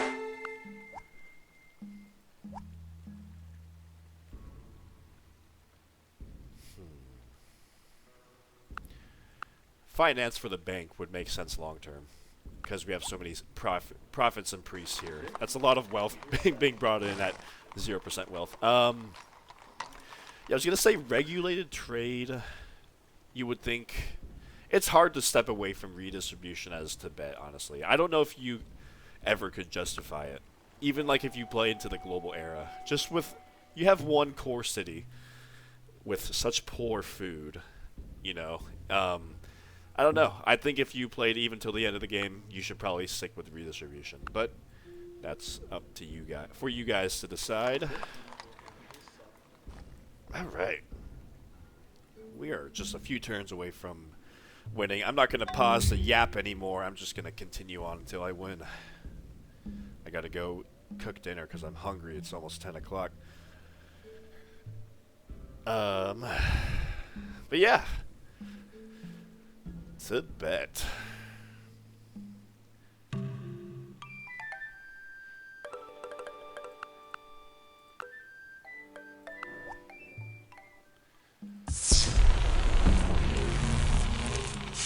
Alrighty.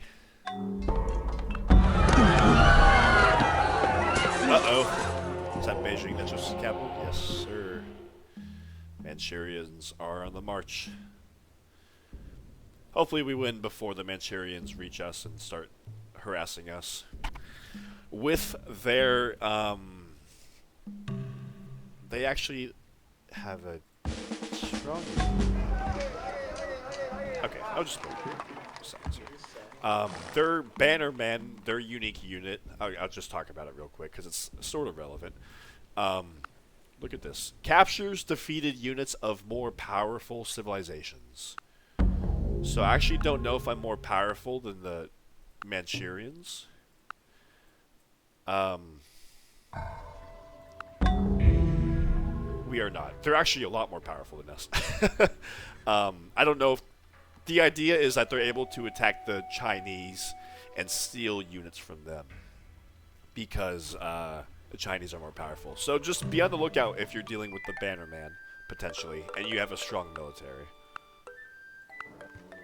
Let's pull back off that profit. No, we're gonna starve to death in order to get our next great profit.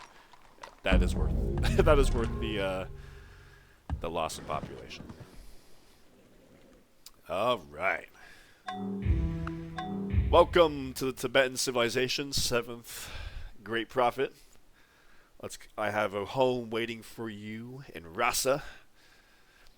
You're going to have 6 other settled great prophets to be your friend. Yeah, we're not doing bad technologically, huh? Oh, these guys. There's 3 of them now. Okay, that's scary. Alright. And of course, I got to give you the royal escort because the whole game hinges on you, so... I'm making sure you're taking care. Okay. So next turn, you get settled. Oh, where'd our wealth go? Now we're losing wealth.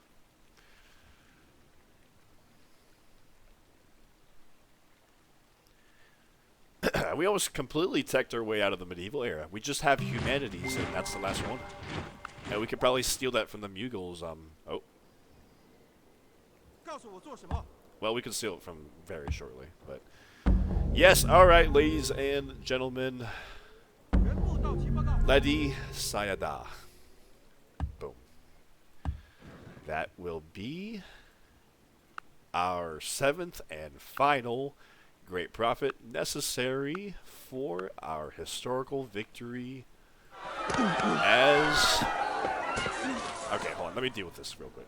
Oh, crap! All my Khampas are gone. Oh, and these are heavy cavalry. And they're gunpowder units. Ooh. So they negate my walls. Why must this happen to me? Make me look bad on my last turn. Okay.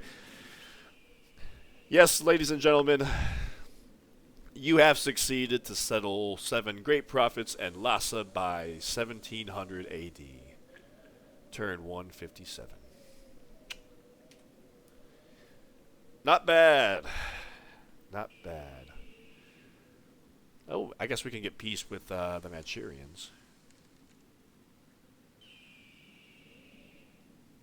Alright, waiting for the music to kick in.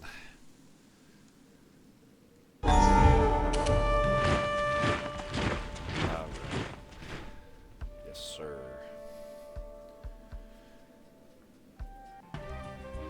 I've already met you, sir. Tibet has won a historical victory.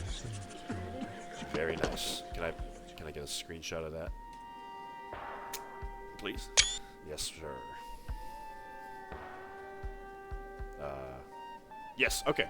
Good. There we go. Alright. So, we are starting now in 600 AD. As a rule, I do the most recent starting scenario that lets me play through all the turns of a civilization. So because we start in 630 AD, I play the most recent scenario of 600 AD. So let's start here. Boom. There we start from humble beginnings. Of course, we get our second city pretty quickly. And we have to make a fast move into the Tarim Basin. Take those cities from the Turks. Boom, boom. Take them in short order. Boom, boom. We had our city burned from the barbarian Kasheks. Those guys are a menace. But we were able to settle it back in time. But of course the Mongolians come and they flip all these cities, and we don't like that, but there's nothing we can do about that. So we just sit in our Tibetan highlands and work on our great prophets. Our city flips to independent for one turn, but we're able to take it back from with our Khampas. We take these cities back, but of course the Manchurians, they're about to spawn. And they flip that city back, but it's no match for us. We're able to take it back rather quickly. Oh, they flipped the Mongolian city too. And we get our 7th and final great prophet here in this newly captured city. 2 hours and 55 minutes. Not a long game as Tibet. I love both the short games and the medium games and the long games. So Tibet, I would recommend if you want to sit down and be able to play through a civilization in a single sitting. 3 hours is actually perfect. That's how long I'd like to sit down for Civ 4. After it gets longer than 3 hours, I start losing focus. So this was perfect for me. Unfortunately, we did not make the list of top 5 cities, probably because we don't have one. Well, we have one wonder. We did make one wonder. Borobudur. Okay, Karma Tencent. Yeah, we didn't do so hot on the list, on the rankings, but, you know what? What matters isn't the place. Well, that's my score, ladies and gentlemen. See if you can beat 62-43. I challenge you. Alright. Yes, sir. Wait, just one more turn. Yeah, okay, so lessons to be learned. I don't know what I would have done differently. I thought I played this pretty well. I know I might have the naysayers in the comments about the whole Paya wonder, but hey, if it's available to you, you guys want to go for it, go for it. Anything I would have done differently? Not really. I was actually really happy with how I played this, and honestly, the Tibetan game is not super. It's not super fancy. There's not a lot to say about it. Especially with the 600 AD scenario, you pretty much know how things are going to be up here. I did several test games as Tibet just because they're quick, and in all of them, the Turks are not. They have a few archers and maybe Okas up here you have to contend with. So I definitely recommend taking these cities. But you know what? You have historical area over some nice cities over here in India. You can even maybe go to Burma, take over that gold resource, get that Hindu temple, get that Hindu wonder to make the Khajuraho +1 fruit from priest. Would have been nice for me to pull off, but I didn't go for it. Don't go to war with China. Unless you will have a death wish. Yeah. Not much to say about Tibet. I always like to talk until the music ends because I like the song. Hope you guys enjoyed the playthrough of the Tibetans. They're actually one of my... They're a top 10 civilization for me because they're just short and sweet, and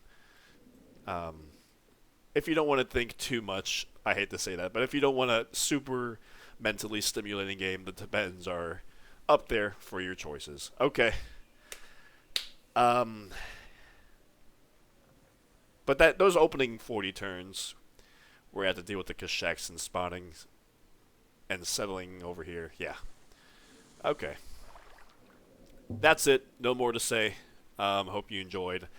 And subscribe for more. Thank you guys for 500 subscribers. You guys are awesome.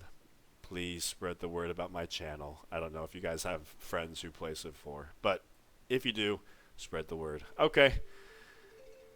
Take care, and thank you again for watching.